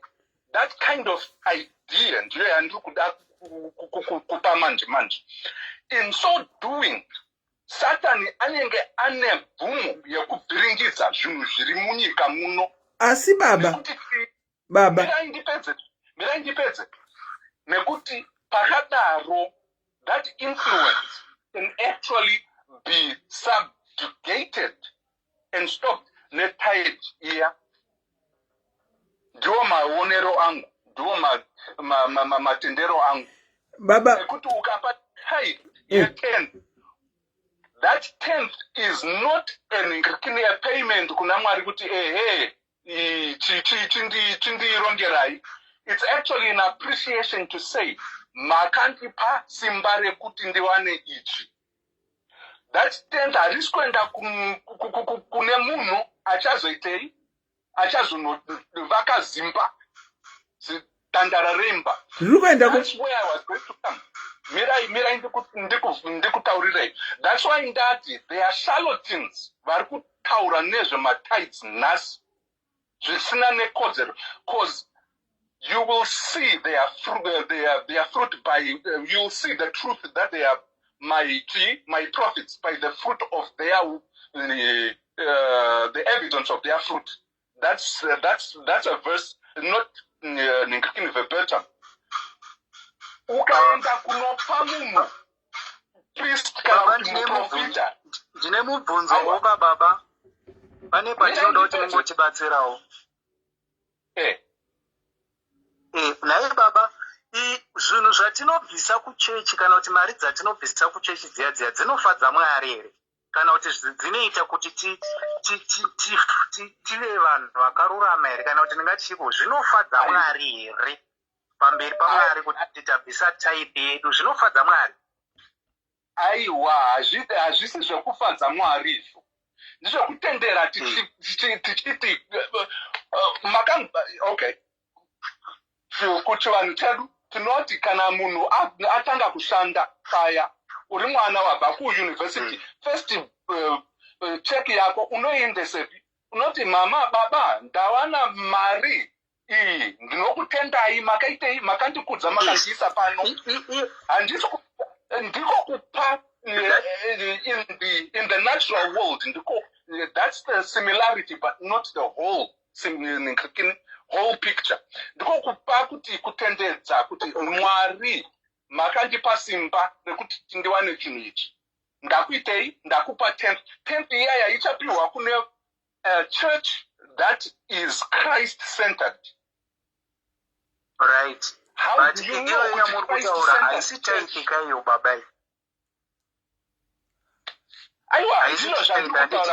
That's where you put your tithe. In fertile ground. In ground where you know kuti ichazadzisa shoko raMwari. Saka, how do we know we are putting our tithes in fertile ground? The fruits of the church. Yakamira sei, inoita sei, chitendero chachona chiri kukudza here Mwari kana kuti vari kungotaura nezvematithes chete zuva nezuva. Baba, everyday haisi church yaMwari. Chiri kuitika mumachechi ndechekuti vari kukudza Mwari stereki. Haiwa tinokudza Mwari kana tiri mumachechi umu kutosvika pakunotaura nendimi nesu tisina gift yekutaura nendimi. Nechechi yese inengeichingotaura nendimi. It looks like chechi munhu wese angoone gift yekutaura nendimi. Vari kukudza Mwari stereki. Saka tinoziva sei kuti ndiyo chechi chaiyo ningirikini yatiri kupa tithe yedu kuti ndimo chaimo matiri kupako ndiyo ministry tozviziva sei?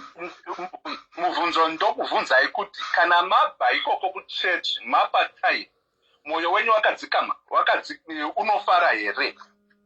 muri kumanikidzwa here, muri kufungira here kuti muri kumanikidzwa kuti mubvise tithe iyoyo. Makandiudza kuti zvava zvenyu ndimi namwari wenyu. Nyaya haisi yekumanikidzwa, nyaya ndeyekuti why tithe? Is it a must kuti tinofanira kuibvisa as a commandment before God kana kuti chi? Is it a law? That's why manje ndambobvunza kuti mutemo here. Hausi mutemo wekuti munhu anomanikidzwa kuti aite. That's where I was going to go. Asi mabamba jambira ndava ndakuita pange semunhu ari kuenda uku neuku. Chokwadi ndichekudai so. A tithe inoitwa nemunhu anenge anyatsokunzwisisa the reasoning behind that tithe. The revelation yaanenge apiwa namwari wake kuti izvi ndizvozvo. Hatisi tose. That's why I said it's not everyone that will tithe. It's not everyone that will have that revelation. Nai baba ndanguva ndabvunza mutemo here, is it a commandment, is it a law yamwari kuti tibvise tithe? Ndo pane question yangu ipapo. Ndati it is not a law. It's not a law. Right now in the New Testament it's not a law. It's a revelation. Unenge watopiwawo mukana wekuzwisisa nyaya yachona kuti Sorry, hold on. I'm seeing my comments. Tinenge tiri kuita apostle kana pastor pakati pedu. Mukangonditaipirawo mucomment section kuti apostle kana kuti pastor. Mongo ndipo number 2 dzekupedzisira phone number yenyu, so that when you call me I know kuti muri apostle kana pastor. Timbopika apostle kana pastor tinzwe. Saka tichamanyacho kusanzwisisa zvandataura ndinokuti a law. Sorry, hold on. Baba, ndokumbira kumbokuti pane international call yandoda kutora. Ndo anenge vari kunditi ndidaireiwo ndiri kufona pafoni penyu. Vari kuti ndiri pastor. But yakata because the international call handikwanise kuitora handizive number dzacho. You can go on. Yeah, pandanga nchiti, it's not a law, but it's a revelation. Inoitwa vanhu vakawanda havazoinzwisise. Just like I gave an example, kuti everyone might know algebraic equation, and some manokwanisa kuikrema that equation, but they will not understand how to implement that equation. Okay.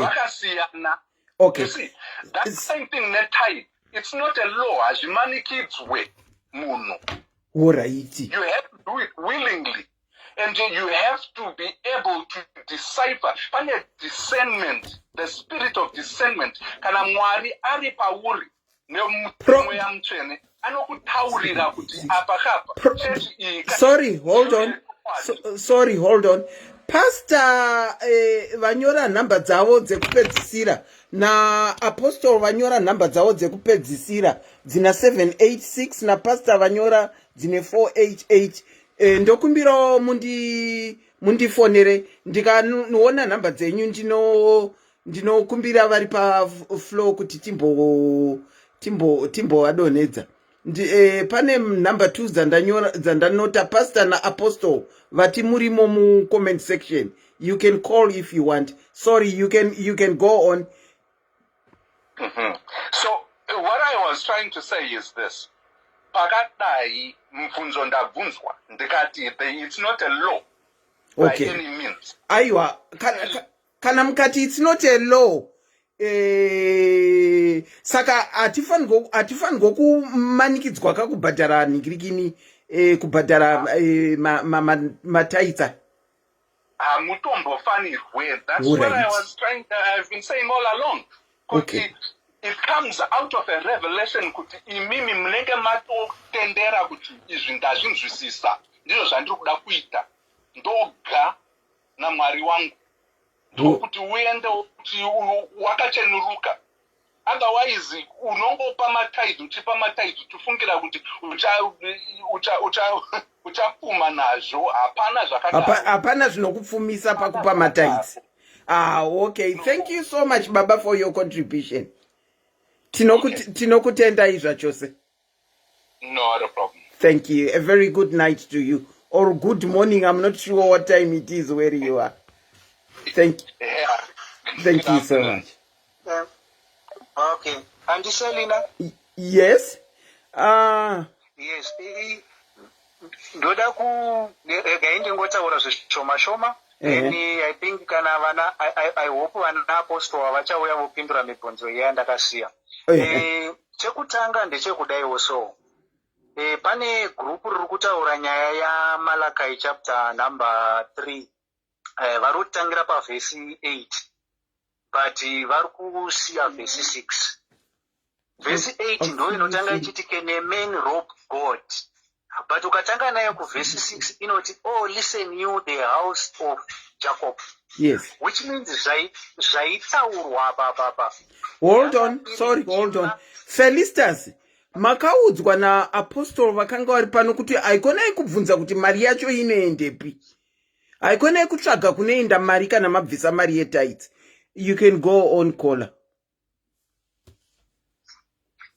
Okay, so vanhu ivavo vari kutangira vhesi pasiripo vari kubatira chapter iyi pamusoro. Pane number yandiri kunota ndokukolaiwo back. Vane number yena 488 vati ndiapostoli here kana kuti pastor vanenge vari kufona izvozvi. Ndokumbira kukukatai. Sorry, I'll come back to you. Thank you. Pastor, tinokuchingamidzai pachirongwa makadini? Ndine namba yandamboshandisa, another number yandamboshandisa. Ndinoda kupindura mubvunzo, ndoda kubata pakati one day. Nzvengwa nowabuda. Amene vachiri paline here. Ndevapi ivo vabuda? Ngotaura nyaya mfero azopesa kutaura kuti hauziri mutemo zvinoenda nekuti hold on. Taurai henyu baba. Taurai, ndiri kuti vamwe vari paline. Hold on. Ore ndinombobata panyaya yaAbhurahamu iyoyi. Abraham zvine chirevo zviri kuOld Testament, zvine chirevo kuNew Testament. Uyu Melchizedek akapa Abraham wine nebread. Wine nebread kuNew Testament zvinorepresenta muviri neropa raJesu. Ndizvozvo. Asi tithe iyi manje, tithe haisizobatwa kuti iri kurepresenta chii, havasi kupabata ipapo vanhu vari kurova mari kuchechi uku. Then tochiuya paLevitical priesthood yanga ichitaurwa. Inono Levitical priesthood yakapfuura yakapera, because iyoyoyo ndeyevanhu, yanga iri yevanhu vakafa ichibva yafa nevanhu ivavo. Then taane high priest who is Jesus Christ. Priesthood yake inorarama nekusingaperi, because akafa akamuka achiri mupenyu, acharamba achiri mupenyu, icharamba ichienderera mberi. Asi baba zvavari kutaura manje ndo exactly kutendera ndo maparidzirwe anoitwa shoko inonzi nepachirungu blackmailing or manipulating people's minds. Iyoyi yavari kuita iyoyi. Okay. Ukabhadhara uchadzarukirwa uchadii. Aiwa, izvozvo vazviramba zvekuti ukabhadhara unowana mablessings vazviramba. Ore ndakusita kuya paarea yendambosiya manje ndendambokanganwa iyi. Tichitarisa Bible bhuku rese ndingadaiwo here baba. Sorry, ndokukatai. Vambenge varipona baba vanga vachitaura ava vangopedzisa kutaura. Munokwanisa kubata here kana ndokufonerai back? Okay, regai tinzwe. tinzwe nikirikini tinzwe baba zvinhu zvacho ndansikazoti zvinhu izvi zvine nharo kudaiwo taura henyu 674 taura henyu Alright. Ndanga ndiri pakuti Malachi chapter 3 verse 6 inotaura specifically to the children of Israel. Haina painotaura zvema-Gentiles. Ipapo vanhu ngavapabate paitaurwa nyaya yekuna Malachi yaya. It was specifically for the children of Israel. Mukaenda nayo pa verse 10 yacho inoti bring into the storehouse of God. Mukandoitarisa zvakanaka inonzi storehouse of God. Pakavakwa tembere yaMwari ichiratidzwa Moses. Haipo patembere yakaratidzwa Moses. Haina kuvakwa ipapo. Yakazovakwa madhezi Hezekiah. Kustorehouse yaMwari. Saka panondotaurwa pana Malachi ipaipa ndo panozotaurwa kunzi ngazviuye kustorehouse yaMwari kuitira kuti maLevites awane chikafu. And then tabva ipapo vadikani vanhu ngavasavharwa mari nekutorerwa mari dzavo nenyaya yechegumi. Verengai Acts chapter 15. Pane nyaya yakaitika ipapo yokuti maFarisees vaitaura zvemirawo uyoyo kuna Malachi. Sorry caller, hold on. This international iri kubva yakata futi international call yandiri kuda. Taura henyu. Okay. Vanhu vakatosimuka maFarisees achindoparidzira ma-Gentiles. That's why makanzwa question yangu iye yekuti pane mugentile wakambobvisa chegumi here. Hakuna munhu anga ari mugentile ainzi abvise tithe. Hakuna even one hapana akamboibvisa. Now maFarisees ndobva vasimuka vakati takuendawo kuma-Gentiles tichindoparidza. Zvikanzi vanhu ngavasekamusaizwe, ngavaitwe sei, ngavatevedzere murayiro waMoses. Mukandoverenga Acts chapter 15. But ndopaunonzwa pachitaurwa kuchinzi vakaita a debate. Paul, Barnabas nevamwe vese vakati ngendei kuJerusalem. Ndobva vandoita inonzi Jerusalem Council. After the debate panosimuka Peter, James naPaul. Vese vanotaura chinhu one. Peter anotaura kuti kotinoremedzerei kuvaGentiles aya nezvinhu zvamadzibaba edu. Isusu vacho, isusu maJews tichitadza kuzviita. Nai baba. So it was yes. Inini ndato confused ameno kuti vamwe. Murungoti zvainyorerwa vaRevhitiko mukagotiwa pamwe zvaive zvema-Gentiles. Saka isusu mubhuku reBhaibheri apa takambomira papi chaipo ipo. Ina handichanzwisisi. Isusu right. Chinzwai manje andiselina. Isusu tinokwana. Papi. Ndikuverengerei. Scripture yedu iri muna Galatians chapter 3. Galatians chapter 3. Right. Ngatiendei paverse 8. Ndichaiverenga.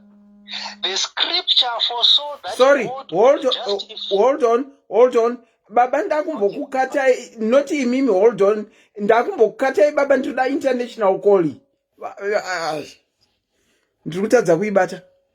Okay, endelea henyu mberi. Alright. Galatians chapter 3 inobva yataura zvese. Inotaura how we are connected even to Abraham. Saka tikatanga nayo pa verse 7 inoti understand then that those who believe are children of Abraham. Ndo patinondobatanidzwa ipapapo. But isusu tiri ma-Gentiles.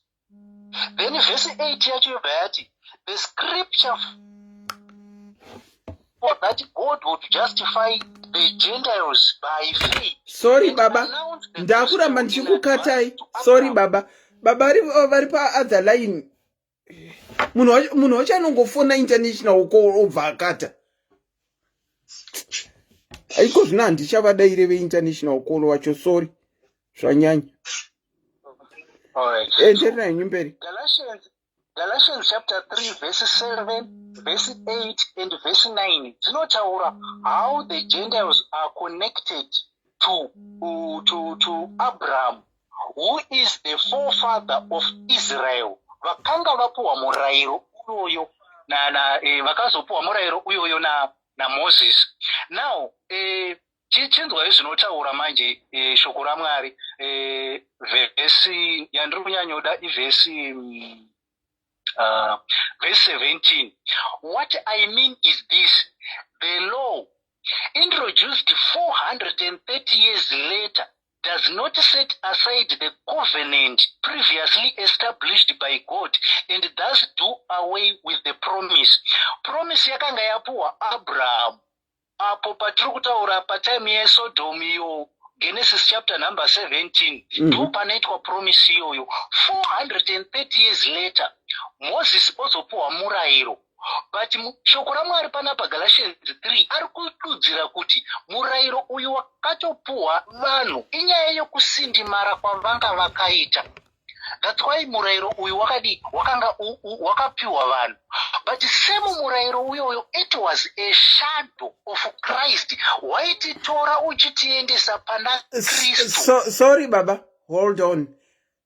Ndabata international yedu. International call makadini para makadini tiripo baba, mukafona international call munochajwa, asi mukauya neWhatsApp inenge ichiuza wifi yenyu, saka handisi kuziva kuti munoda kudzoka newifi here kana kuti tongoita zveinternational izvozvo. I think let's just continue because I've got, I think, 5 minutes. I need to go to prayer. Okay, you need to go to prayer. Toti pastor here kana kuti apostle? I was just going through my Facebook and I just saw you and I saw you are discussing a very interesting topic. Okay, taurai zvenyu baba. Yes, my name is Evangelist McDonald. Evangelist McDonald. Yes, I'm calling you from South Africa. Okay. Perfect. Yes, the subject about time. People, they make it hard, but it's very simple. Tell us, Baba. Right. It's simple in a way like this. When we look at the verses that people are giving, it's like, for an example, Deuteronomy, it was about the law that Moses put. So we are no longer bound about the law, but it's about the grace. Then we look at the Abraham when he came to Melchizedek. Then we need now to understand who is Melchizedek, number one. Then Hebrews chapter 7 explains who is Melchizedek. Number one, remember, Melchizedek is coming from nowhere. He doesn't have a father, he doesn't have a mother. Okay. So as Jesus Christ. Right? So Melchizedek in Old Testament, he is portraying Jesus Christ. So Abraham giving to Melchizedek his time. He is saying, I am giving my time to Jesus Christ. You understand? Yes. Why Abraham is giving time, a tenth to Melchizedek? Number one, it's because time, so Melchizedek is, Abraham is giving time through revelation, understanding the world that he has been given by God, that it needs to be protected. So what should I do? By revelation, he gave his time. So in Christianity of today, why do we give time? We give time by believing, as Abraham, our father, did, that as I am giving my time, whatever God is going to give me, then let me give you a personal experience that I did with God. I was paying time. Then one day I hear another preacher, let me just mention the preacher. I hear Apostle Chirenga was preaching, and he preached about the Chegumuchi. And when he preached about it, I sit down and I listen to the sermon. After that, I stopped paying time. When I stopped paying time, hell break loose. I begin to have problems at work. I begin to have problems in my life. Then I went to Prayer Mountain. I was praying. I bind you, devil, out of my life. And I hear vividly the voice of God. He said to me, Look, from the day you have stopped paying tithe, look at what is happening in your life. You understand? And God spoke to me and said to me, son, look, from the day you have stopped paying tithe, look at your prayer life. So tithe only, it doesn't cover in terms of finance only, but it covers a lot of things. But how do we know those things that cover tithe? It is by regulation. So kana zvisina kuzarurwa kwauri, you will not understand it unless it has been revealed. Saka evangelist. Evangelist, ndimbobvunzawo. Bvunzai baba. Mubvunzo wangu ini ndewekuti the first apostles or the early church yakatangwa yana Peter nana Paul, pana an apostle here akamboreceive tithe pavese ava vakatanga chechi yokutanga yayi. Okay, there was a debate about tithe, Baba. No, there was a debate about said, tithe. Listen, there was a debate about tithe. When people ask Jesus Christ about tithe, right? What did Jesus Christ say? Baba, manzo mubvunzo wandabvunza here. Ndati the early church. Remember, Jesus lived in the Old Testament. After he rose, there was a New Testament. So in the early church, pane mu apostle kana one here akamboreceive tithe. That's my question. Right, but yes, I want to explain to you there. Tithe is never stopped being paid. Tithe has never stopped being paid. You look at 1 Corinthians chapter 16. Okay, is the contribution here pa 1 Corinthians chapter 16, Baba? The contribution, you guys. The contribution which is different from tithes. It talks of the tithe as well. Your contribution in tithes zvakasiyana. Tithes 10%, Baba. Contribution is a sum you set aside on a weekly basis, which is isina kana kutarwa. 1 Corinthians, it's about contribution, evangelist. You said something that you pay on a weekly basis. These people, they were working and they would gather on a weekly basis and they pay their tithe on a weekly basis. Baba, according to how they get. Baba, murukuti verse anapo. 1 Corinthians chapter 16. The correction here. Baba, evangelist ndi trukutaura na evangelist Baba. Evangelist anzimati verse ani 1 Corinthians. 1 Corinthians chapter 16 from verse 1. Okay, rega ndingoverenga verse 17 yacho munzwa kuti inoti chi. I was glad when Stephanus, Fortunatus, and Achaicus arrived because they have supplied what was lacking from you. There were contributions, there was never tithe. Those guys very three vaizikana kuti vaisupporta basa raPaul, vaimira naPaul, vaita every time panenge paine kana kuti tingati chivo iye anotaura kuti give according to your heart. Though time yavaita, those people they were standing for that. But problem yataita ndeyekuti muri kutaura yetithe hapana panomentionwa zvetithe. Ini ndinoda panomentionwa zvetithe. Baba, yes, I've been listening. Can you please listen to me? Right. Let's open Matthew 23:23. Evangelist, musati maenda kuna Matthew. Ndinoda kudzokera mati 1 Corinthians chapter 16 tichitangira pa verse 1. Ini rangu Bible rinoti, now about the collection for God's people, do what I told the Galatian churches to do. Maziso wangu abva avhurika nhasi. On the first day, now about the collection for the tithe. of the Lord's people. That's what mine says. Now about the collection of God's people. Of Do tithe. Mine says tithe. version ipi kwa muri kuverenga evangelist? Version ipi baba? Do what I have taught the Galatian church.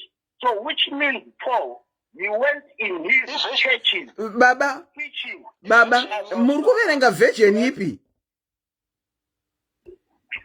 With NIV. Nai mu comment section pana ne NIV we rativhurirewo. 1 Corinthians chapter 16. Andiselina ndikutoverenga NIV izvo Muri kuverenga NIV, okay. Yes. Now about the collection for God's people, do what I told the Galatian churches to do. Hapana kutaurwa zvetithe kana 1. Ini rangu rinoti, rangu inini I New International Version rinoti. Now about the collection for God's people. Do what I told the Galatian churches to do. Ndozvirikutaura rangu ini. Yes. No, Okay. Evangelist. My sister. Evangelist. Can you read Matthew 23:23 for me? Matthew 23:23. Yes. Matthew 23. Rega ndichoita kusumuka. Ndine nhamo yemaziso. Matthew 23:23. Inoti iyo. We pray for you so that short sight you will be alright. I receive, evangelist, I receive. Yeah. Rangu rinoti. Who to you teacher? Mama, before you read the leader, the issue about tithe. Number one, tithe it has got nothing to do with heaven. True. But it has got everything to do with how we live. Because remember, we get blessed because of we need the principle. We don't get blessed because of our children of God. We get blessed because we follow the principles of God. That's how we get blessing. So, it's like I always tell people, I said, for long life. Long life, you get it when you take care of your parents. Whether true. God, I agree with you, Papa. As long as you put 2 kg sugar, automatically you have met the principles of God. In that principle, there is long life. Automatically, you get long life. You don't need to pray about it. You don't need to be prayed about it. It's a principle. So giving of tithe, it's a principle. There are blessings that lies in it. So if you don't pay tithe, doesn't mean you don't get blessed. But there is a certain type of blessing that you miss in paying tithe. What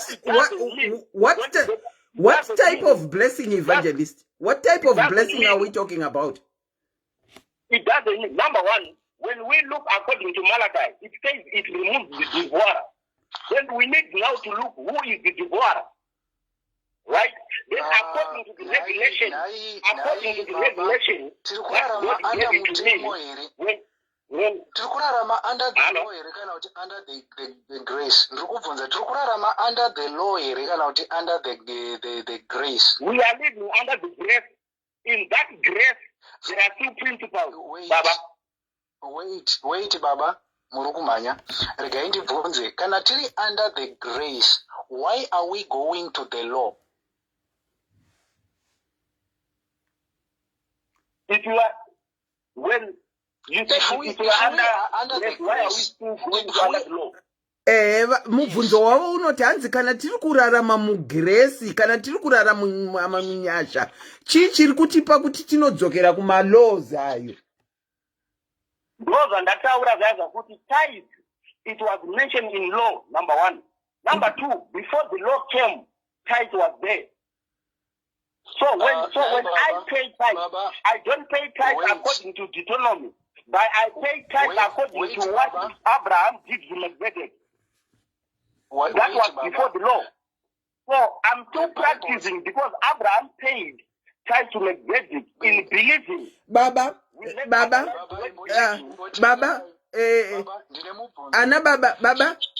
sorry, imbomirai, ndinoda kuverenga vhesi yavandipa evangelist. Matthew chapter 23, verse 23. tiripo tese ipapo inoti woe to you teachers of the law and Pharisees, you hypocrites, you give a tenth of your spices, mint, dill, and cumin, but you have neglected the more important matters of the law, justice, mercy, and faithfulness. You should have practiced the latter without neglecting the former. You blind guides. Hanzi muri kuconcentrate on kupa ma-tenth ematithe enyu, but pane zvimwe zvinhu zviri more important zvamuri kuneglecta. Ndo vhesi yamandipa. Ameno kana new version yenyu yakanyorwa izvozvo. Vhesi iyoyo mama iri kuti imimi muri kuswere muchikokakavadzana about giving the tenth. Yamuri kuti because vaikakavadzana about giving of the tenth. So here Jesus saying, imimi, woe to you, and you hypocrites. Munozviti tinobvisa 10% isusu saka tinofanira kunge tichigara pakadai tinobvisa 10% saka Mwari anakakarira achitifa. You are hypocrites because the greatest is not in giving tithe. The greatest it is love. So in name you are practicing giving of tithe, yet you don't have love in you. So in other words, what is Jesus Christ trying to imply? Is Jesus Christ is trying to say, in all doing, whether you are paying tithe, you are giving your offering, be led by love. If evangelist, apana mbonzi you are practicing. Panzi, you are giving. You are giving, which means they were not practicing, but they were actually giving. Kana chi practice kumanya zvireve kuti tiri kumanya tiri mutrek. Tiri kupractice kumanya hatisati takumanya. Hanzi, you are giving. Let's say according to what you're saying they were giving. Yes. Yet it still stands to what I'm saying. Where Jesus is saying in your giving of tithe, you are neglecting what the most important thing, which is love. So as you give, be pushed by love, not so that people they will see you that you have given your 10%. That's what the word of God is saying. So these people they were giving that out of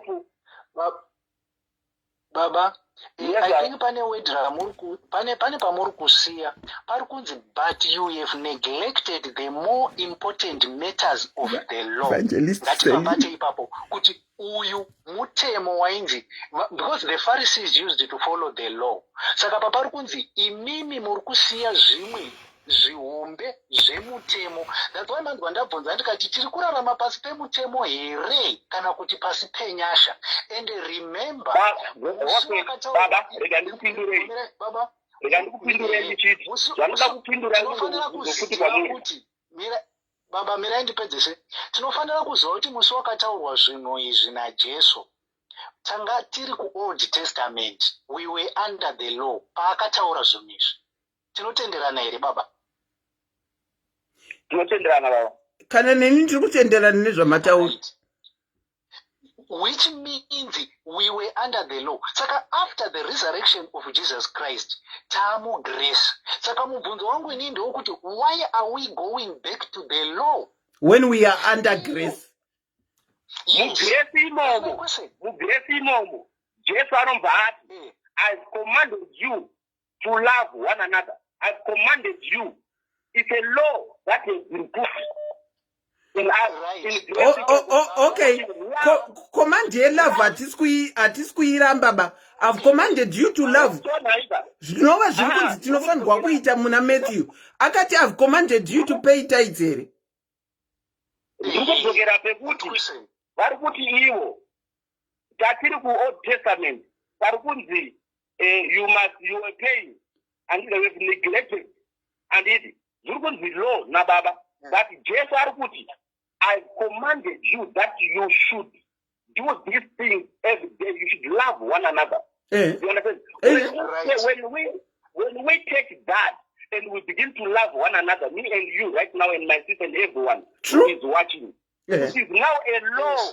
It was a decree. It becomes a law that Jesus Christ put. And he says you must do this on your daily basis. You must love one another. Even your enemies, you must love your enemies. To love one another, I don't think it was a law, it was a command. Loving one another was a command. It's a command that becomes a law because it's something that we are now doing it every day. Andiselina mira ndivabatsire taura yenyu baba. You are very correct. That's why maona panzi na Jesu but muri kusiya justice, mercy and faithfulness. Ndo zvacho zvamuri kutaura kuti love one another. If I love you, I have to be merciful. I have to be faithful to you. I have to show you justice. That's love. Hazvinei netithe. Hanombotaura kuti bhadharai tithe. Hapana paakazombotaura kuti bhadharai tithe. Mubvunzo wangu ndabvunza futi unodzoka zvekare. After the resurrection of Jesus, pane akamboreceiva tithe here. Kana ipo paya pavainzi vaiva pamwe chete vachitengesa zvinhu zvavo, vakambobhadhara matithe here paya. Tithe ndo zvandapindura baba. Ndikati inini kwamuri kuti even before Jesus, on the New Testament, Jesus was Christ conceived. On New Testament is Christ's birth, right? Everything that was portrayed there on the New Testament, it was now fulfilled on the New Testament when Christ came, and Jesus Christ never stopped it.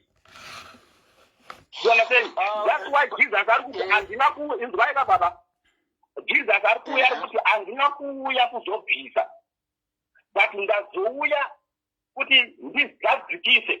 You understand? So kana Jesu arikuti andinakuuya kuzobvisa, arikuti in your doing, in your giving of tithe, in your giving of offering, continue doing it. But as you are doing it, focus on Jesus Christ. Okay. In all that was practiced in Old Testament, in giving, okay, in paying of tithe, we continue, we carry over. What are you, Baba? Mune vakadzi wangani? Kana if we are going to continue from the Old Testament, mune vakadzi wangani evangelist? No, I've got one wife. Saka Old Testament vamwe vaive nevakadzi vangani? Ndiri kubvunza, Old Testament vamwe varimo Old Testament vaive nevakadzi vangani? Kwanga kusina vamwe vaive nevaviri. Saka kana tiri kukontinya, why are you preaching against those that have got 2 wives? Which means you are cherry picking what is suitable for today's church and leaving something. If we are continuing from the old up to today, there is nothing wrong with having 2 wives. Those people who are having so many wives and concubines, which are called girlfriends nowadays, and there are repetitions of it. You look at their life. For example, I give you what most of people copy. Most of our fundis, my bishop, they tell you we copy David, right? Some of them, they begin to call them David. But you look at the life of David, because the problem that we are having, my sister, is we have people who read the chapter verse, but they don't read the whole chapter. That is the problem that we are having. I think if hello. Yes. There was a time where Prophet Nathaniel met with David and said, repent. You understand? What you are doing. Evangelist. So people now, when they read. Evangelist. Alright, ndikumbirawo kungotaura zvinhu zvishoma zvandinoda kuti kana tichitenderana tinotenderana. Chekutanga ndinoda kuti titaure nyaya yemurume anonzi akasangana nengirozi uyu ari paActs chapter number 10, murume anonzi Cornelius. Anditika toona kuti chakaita kuti minyengetero yake inzi yasvika kuna Mwari chaiva chegumere, because on the same time pane mubvunzo wandandinawo kuti pane mujendaro akambobhadhara chegumere. Ndomwe mubvunzo wandandinawo yoyo, because mubhaibheri rese handina kumboona pakabhadharwa chegumi nemujendaro, because chegumi chainzi ndechemaJews changa chisiri chema-Gentiles. Then ngatiendei paActs chapter 10 pavhesi ya5 inoti, the angel answered, your prayers and gifts to the poor have come up as a memorial offering before God. Right. Zoreva kuti haana type yaaibvisa, but aibvisa ma-alms achipa kuvarombo. Ndo zvakaita kuti Mwari vamurangarire, ndo zvakaita kuti minamato yake isvike pamberi paMwari. Uyu murume, he was a Gentile. He never paid type before. Asi Mwari vakamurangarira. Tiri kutenderana here ipapo. Right. Zvinonzi munamato wako nezvipo zvako zvasvika. Anditi kuvarombo. Right. Ayo zvakanzi kuvarombo kwete kuchechi. Kuvarombo. If you listen pandatanga, ndati nini, every form of giving yatinoita, there are blessings that lies in it. So imimi neni baba kana tida kuchaga chinonzi robafadzo kuna Mwari. Number one, you understand what type of blessing that you are looking for. Then you know the type of giving. Baba, then you know the type of Baba. Kana ndichibvisa chegumi chindi expagoreteraiwo kuti ma-blessings andino receive kana ndichibvisa chegumi ndapo. Okay, I want to give you from my personal experience with God. Aiwa, but evangelist, ndokumbira kuti mutiudze ma-general blessings that we receive, not your personal blessings, ma-general blessings that we receive, so that we learn. Those zvachona zvandiri kuuya chandinokupai what God has revealed to me through the paying of tithe. Because I do a lot of giving. Baba tinoita problem kana mukataura experience yenyu. Tinoda chokuti andiselina vari pa-UK, inini ndiri kwandiri kunoku, imimi muri kwamuri ikoko. Tinondotarisa tese pa-one position tobva tati ndo zvakanyorwa apa izvi, ende ndo chokwadi, ende ichokwadi. Tose totenderana tiri 3. Kana mukatanga kutaura your personal experience, we don't know you. That's the problem that comes with it. Sakeni maona ndati nini ngativhurei kuna Cornelius. Totenderana kuti Cornelius was a Gentile. Haana chegumi chaakambobvisa. Aipa ma-alms to the poor. Saka kana imi mautaura kuti you want to say your personal experience, we can't give a reference of your personal experience as a true reference because hatizive baba. Tukuda tipe reference yeBhayibheri. Number one, baba.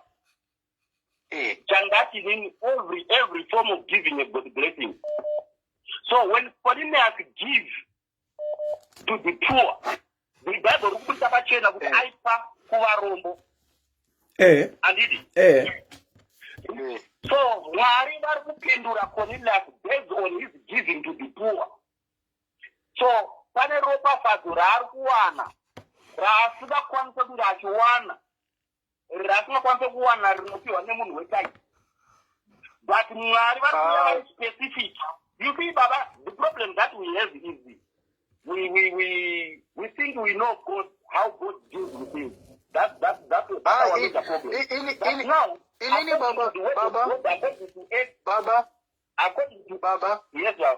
Baba, zvekupa chaiko zvekupa chaiko ka ndinotenderana nazvo. Zvekupa kuti pavakwe chivakwa chekuti Mwari vanamatwe ndinotenderana nazvo. Zvekupa kuvarombo ndinotenderana nazvo. Taito yemari yandaramba kana kuti yandisingatenderani nayo ndeyetaipi. Tinoiwana papi toenda kumurawo. Motaura kuti zviri kumurawo. Bhaibheri rotaura roti hatisi kurarama pasi pemurawo asi pasi penyasha. Why are we going back kumurawo?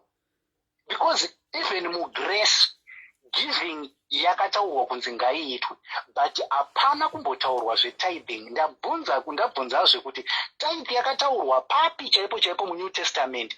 Mukataura zvaMatthew 23:23. Matthew 23:23 it's Old Testament. Ngatitaurei after the resurrection of Jesus Christ. Ndepapi pakataurwa zvetithe, haisi kubuda anza yacho. No problem irikuitika. Right, Baba, ndochikupindurai. Number one, in you don't believe in tithe. It doesn't mean tithe is not there. inini Number yes two, I don't because we are number murawo two, wakudhara hatichararama pamurawo Baba, I've given you chance to speak. I was listening. Can you also listen to me? yes okay Yes, because we are not fighting. If just a Christian, yes we are just talking about the word of God. Ndizvozvo You evangelist. understand? Ndizvozvo. Yes, we are not fighting about it. No. So this is what I want to say. Number one, if you believe in tithe, we are talking of people who are listening. If you believe in tithe, you are in a church that pays tithe. Continue paying tithe in that church. If you are in a, this is the problem that we have in Israel. People who don't pay tithe, they want to convince those who are paying tithe not to pay tithe. Those who pay tithe, they want to convince those who are not paying tithe to pay tithe. If Baba, you don't pay your tithe and you are doing another form of giving, God will still bless you. If I carry on with my tithe, how God revealed to me, God still blesses me. No, evangelist, here is our problem. Here is our problem with my preachers when they preach to us about giving tithes.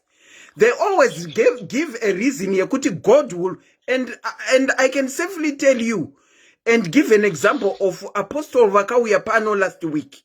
Vakati kana mchipa mataitsi enyu haikonai kutarisa kuti chechi iri kushandise chi manhingirikini mataitsi enyu. Kana muchiparidza vavhangeri mumasvondo nenyaya yemataitsi, muri kuparidza muchityisidzira vanhu kuti ukanga usina kubvisa mataitsi uri kubira Mwari, uri kubira Mwari, saka haublesswe. Ndozvamuri kutityisidzira nazvo. Okay, my sister, let me answer on that one. Hey. I don't want to say the pastor vakaparidza panapa vanga vari wrong. But one thing that I want to emphasize is knowledge is progressive. According to how you see God. So kune vanhu vekutoti anotokudzai kuti tine vana ana bhengu anaita hosi who are talking of 5 spiritual senses. But as you continue going deeper to the word of God, seeking God, you understand there are more than that. But it's not, it doesn't mean they are wrong. That's according to, you see, the things of God, it knows that according to how much you seek Him. Right? So, it knows that we was in Zamari in a different way. So, uyo yanoparidza kuti mukubira Mwari, muchachefta and whatsoever, he is not wrong. He is right according to how he started it. Evangelist, Because the problem we are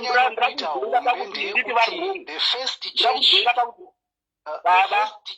doesn't have my preachings are equal these days. You are a kuti pisaiche gumi. First church aziko. Why nowadays? Why these days? Pane nyaya iyoyo.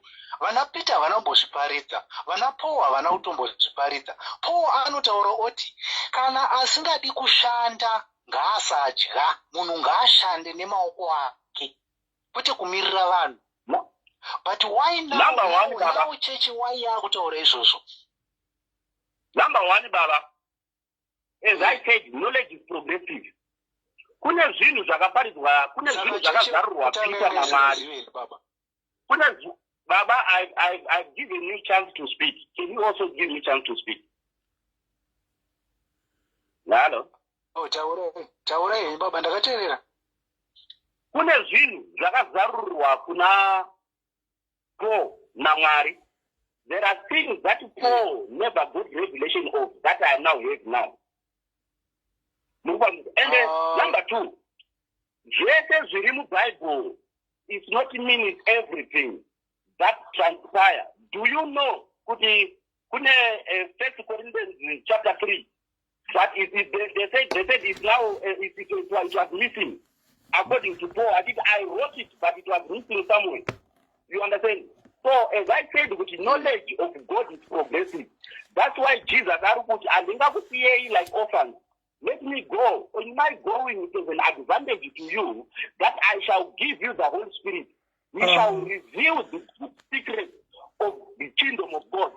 So the deep secret now, haisi Bible rotanga kunyorwa baba. It is revelation that comes as we seek God.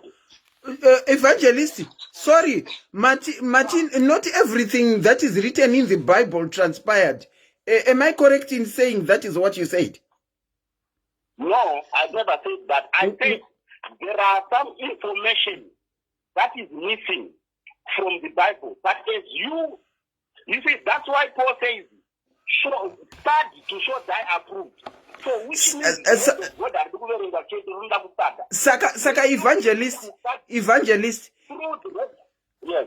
If there is some information that is missing from the Bible, as you say, according to Anapo kuti mamwe maningirikina kwa yapo, therefore there are some things that are we are being misled about in Bible, because pane zvimwe zvinhu zviri missing ka, nekuti kana muchiita equation mukatongosiya x pairi kufanirwa kunge iripo, amubude neanswer iri proper. Is that why we are not coming up with an answer of whether we should be giving chegumi or not? Because pane zvimwe zvinhu zviri muBible zviri missing. You know, when it comes to the issue of chegumi, my sister. Yes. Number one, you can never come to an agreement with somebody who don't pay tithe and somebody who pays tithe. That is the reality. It is reality, because it is reality. No matter how much we talk here, my Bible, Evangelist, inini I rest my case. You have already answered me why we have this debate and never come to an agreement of why we don't tithe. You have told me there are chapters, there are things that are missing in the book, which means tikustada buku risina kupedza kunyorwa. Saka maths yacho haibudi. Maths dzacho hadzibudi apa. Do you know the purpose of the Bible, my sister? My sister. The whole purpose of the Bible. It is about salvation. Mainly 95% of the things that is in the Bible, or to say 100%, it is about salvation. Yes. When you want what you call spiritual growth, you then now do what Paul says, start to show that approve. There is a dimension of seeking God that you need to go an extra mile. But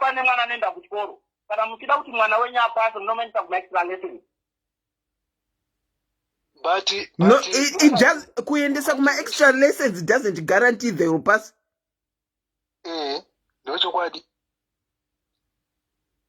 And the other thing, nai evangelist, amusima akushora o Bible, amusima akushora Bible, kana makutaura kuti pane zvimwe zviri muBhayibheri kana kuti zvisimo muBhayibheri zvaako mazuva ano.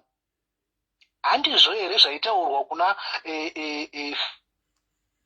First Peter chapter number 2 kuchinzi nemazuva ekupedzisira, the teachers shall sneak in and teach a false doctrine. Haisiri yo false doctrine yaitaurwa naPeter here. I agree with you that there is a false teachers. False teachers are many than those who are original in nowadays. That's why also the word of God says, I shall give you, I shall give you the Holy Spirit. The Holy Spirit comes and helps us to defend. The Holy Spirit comes, the Holy Spirit helps us in defending when people are preaching. But is it not the same Holy Spirit akanga aripo kubva pachechi yokutanga? Maria Evangelist yapera saka taakutaura tega. No, I think we'll have to close it. Inini ndato confused more than before. You know, Pastor is saying, Evangelist is saying kuti there is some information missing in the Bible. There is some information missing in the Bible. So that means tirikuverenga dondo azvimo zvese anza ibudi. The truth of the matter is there is a doctrine yakasimudzwa isiriyo. Doctrine yedu isusu should be based on the Bible. The doctrine should be based on the Bible. Now this is let me read just this. I think in enonda akuenda. Timbopa vamwe mukana. Yes, Acts chapter 15 verse 20. pakaita nyaya yekuti vanhu vateedzere murayiro here kana kuti vasateedzera murayiro. Vakasimuka Peter ndobva vataura zvikanzi, instead we should write to them telling them to abstain from food polluted by idols, from sexual immorality, and from the meat of strangled animals, and from blood. Aya maGentiles aiudzwa achinzi hamufaniri kunge muchiteedzera mirayiro yaMoses, but itai izvi, you have the liberation in Christ. Saka zvaevangelisti zvokuti vanhu ngavabhadhare tithe zvakabva kupi? Peter utaura kuti they sneaked in a false doctrine. It's a false doctrine. Ndatenda zvangu handiseleni. Thank you so much. Thank you. Mazvita. Kola ndinokuchingamidzai pachirongwa ndino sorry for keeping you waiting. Enderera henyu mberi. Makadi antiselina. Tiripo makadiwo. Makadi zvenyikoko. I just wanted to say something about zvachitaurwa naevangelists probably vati kote hawo zvisirizvo vachitaura nyaya yekuti hazvisiri zvese zvakanyorwa muBible, saka like it seems like we are trying to read something that's in error waiting completion. Yes. But mukaverenga reference yandaisa mucompensation, all it says is hazvisi zvese zvakaitwa naJesu zvakanyorwa muBible. Dai zvese zvakaitwa naJesu zvakanyorwa muBible, even the whole world was not going to be able to contain it. Sorry, Mati verse ripiro. John 21 verse 25. John. Apostle John. 21 verse. John 21 verse 25. Verse 25. Inoti rega nditosumuka kandokuti ndigone kuverenga. 21 verse 25 inoti. Jesus Jesus did many other things as well. If every one of them were written down, I suppose that even the whole world would not have room for the books that would be written. I'm just assuming maybe ndo zvangu zvidautaura. So kuti kudaro. Amen. But summary iri kungoratidza kuti Bible ratinaro ka summary yekuti a guidance rekushandisa. And as this everything, I know all scripture is for our reproof and for our correction. But shoko raMwari rinotaura 1 Corinthians 2 verse 14 down kuti tinofanirwa kunzwisisa zvinhu zvemweya pamweya. Things of the spirit are better understood by those in the spirit. Kada kushandisa zvemunyama ka kumweya kaka unonetseka.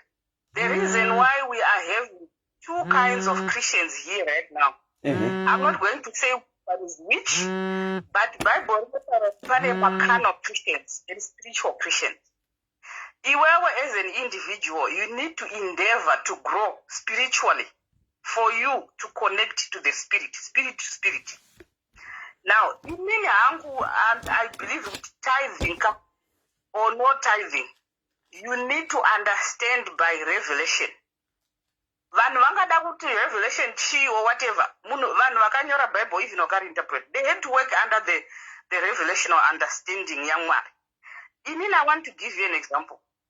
Ndakambonga ndine church yakanti anyway handisi kuziva ndozitsanangura sei. So inini hangu ndiri kuAustralia, right? There is a point church yandiri kunamata kunoku haisiwa ndinonamata kuZimbabwe, but people need to understand kuti zvinhu zviri kuchinja nekufamba kwenguva. And Mwari harizbenzi vaitozviziva kuti statika sekudaro. So kwandiri kunoku hakuna church yangu yekumusha. Saka ndakadzidza here kunamata because church yaro iko. I had to find a church yekuita sei. Taura yenyu mama. Yekupinda. I had to find church yekuti ndiende kunoku kwandiri kuAustralia, but haisiriyo yandiri kunamata kupi kumusha, right? Hondo dzacho hadziperi, tombotaura zvevanoti tithe. Unonzwa munhu achitaura kuti ipa tithe kuchechi yawaienda kudhara kumusha uko. Wakutaura kuti ipa tithe kumba yauri kuenda nhasi, kuchechi kwauri kuenda nhasi. vamwe vanokutaura kuti hey, there is an umbrella that will come upon you with protection because of the tithing yaunoita nekuda kwomunhu wauri under kwawakabva. It's creating a lot of confusion. Gospel is supposed to be straightforward and simple. Munhu wese nambuya vari kwakitsira tota vanorima muriwo wavo mugarden kana mati muri kuda zvecheguma da kuita zvekurarama zvecheguma chero mukati yakanga iriko before mutemo after mutemo chiteedzerai nemo maitirwo azvaitwa kusati kwane mutemo wacho kwane mutemo nemutemo wabviswa musachinja if it's a principle let it remain a principle. Hakuna kuti mindi kwati saka mbuya vari kubhoyera uko kwachitambo uko vanorima muriwo wavo vakakohwa mabhanduru avo paweekend. Saka kana ukauya nemadomasi avo rechinhamba 10 rega rega kuzopa mufundisi kana kuuya naro kuchechi bhanduru remuriwo ravo rechinhamba 10 inda vanhu vasiri kuzviita kana vachida kuteedzera maitirwo azvaitwa chezvo vanhu havasi kuda kuzviita izvozvo. aiwa inini I think vanhu vari kuda kuzviita asi vakuru vedu mumakereke havabvumi. Ndakambopa example last week yekuti pane nguva yakanga ichinetsa mari. Ministry of Education aiwe minister at that time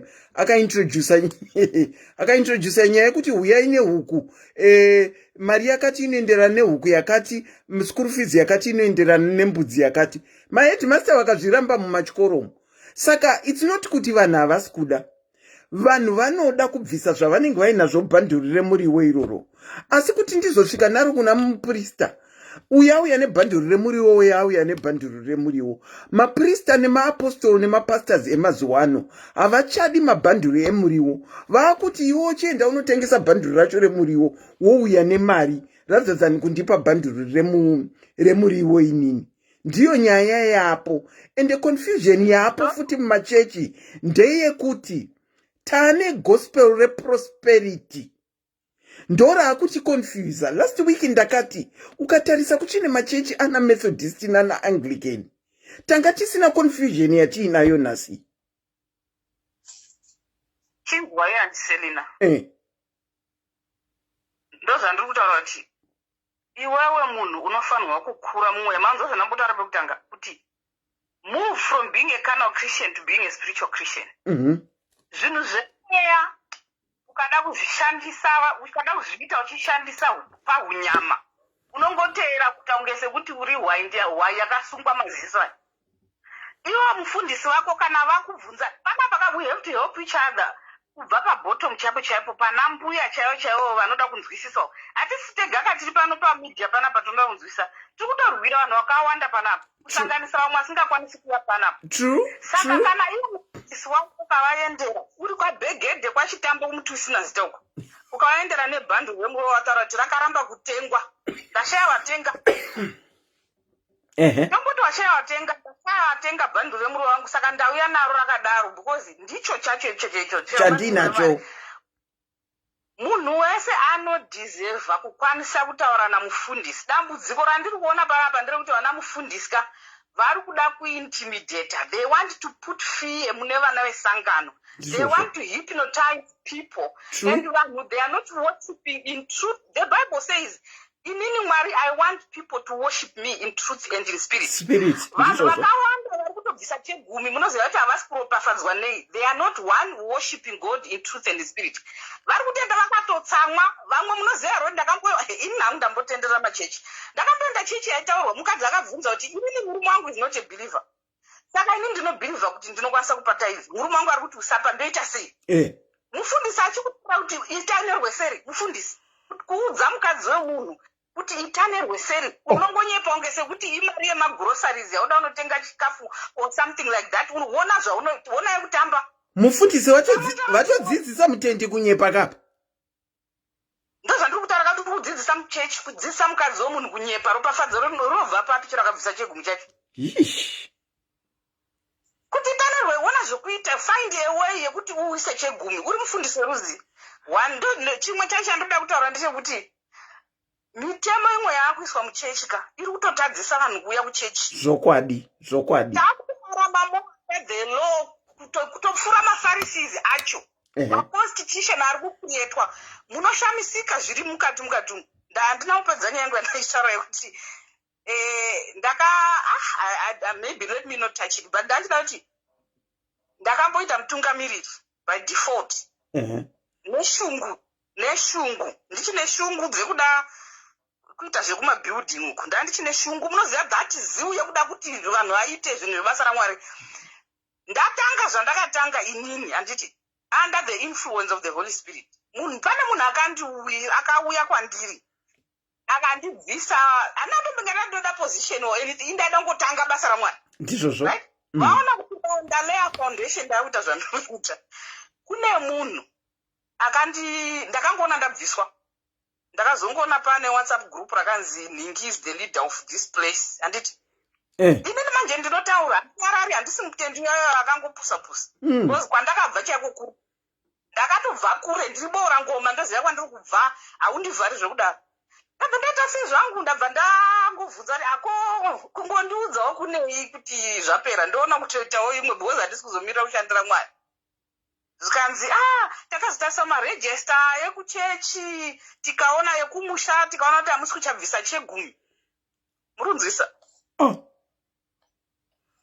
Saka ndakabviswa paposition yandandisina kumbobvisa. Ndakatanga basa racho rikazopuhwa umwe kuti aite take over because aibvisa chegumi. Asi pakaita take over ndo pazvakaperera. Vanhu havateri maprotocols enyika inoyi. Ndizvozvo. Vanhu vanotera product nemoyo wemunhu, the motive behind what you're doing. Saka mama, it comes back to zvandaitaura last week. Kuti machechi umakuita ma-constitution kuti hold a certain position, you ought to be paying my tithes. Saka ndofunga imi makadhingurwa zvamuri kutaura kuti makange musingasabvise kusvondo kwamuri kupinda ikoko kwamaipinda ikoko. Aiwa, inini manje nyaya iripo ndekuti inini ndinobhiliva totomboti amene vanopa chegumi handipi, handiri kunyepa pamberi paMwari, handipi chegumi handitika. And handina kumanipulatwa zvekudaro kunzi chipa chegumi because kana uda kumaintaina position. I never wanted the position. Pandakatanga ndambobvira ndandura, I just started the work of God. So I just said, okay, so if that's how things go, it's fine. Let the person take over. Andina naro nemunhu panyaya dzakadaro. I just wanted them to explain and said, I think it was courteous enough kundifonera mondiudza then moisa munhu wenyu handisai kurwisai nanhasi handisi kukurwisai. Yeah, true. But I want to tell you the truth. Munhu yeye akaiswa nemukadzi wake ndio vakasara, everyone left. People are tired. Yeah, people are tired, honestly. Okay, let me move on. Ndasiyana nazvo izvozvo, let me move on. Right.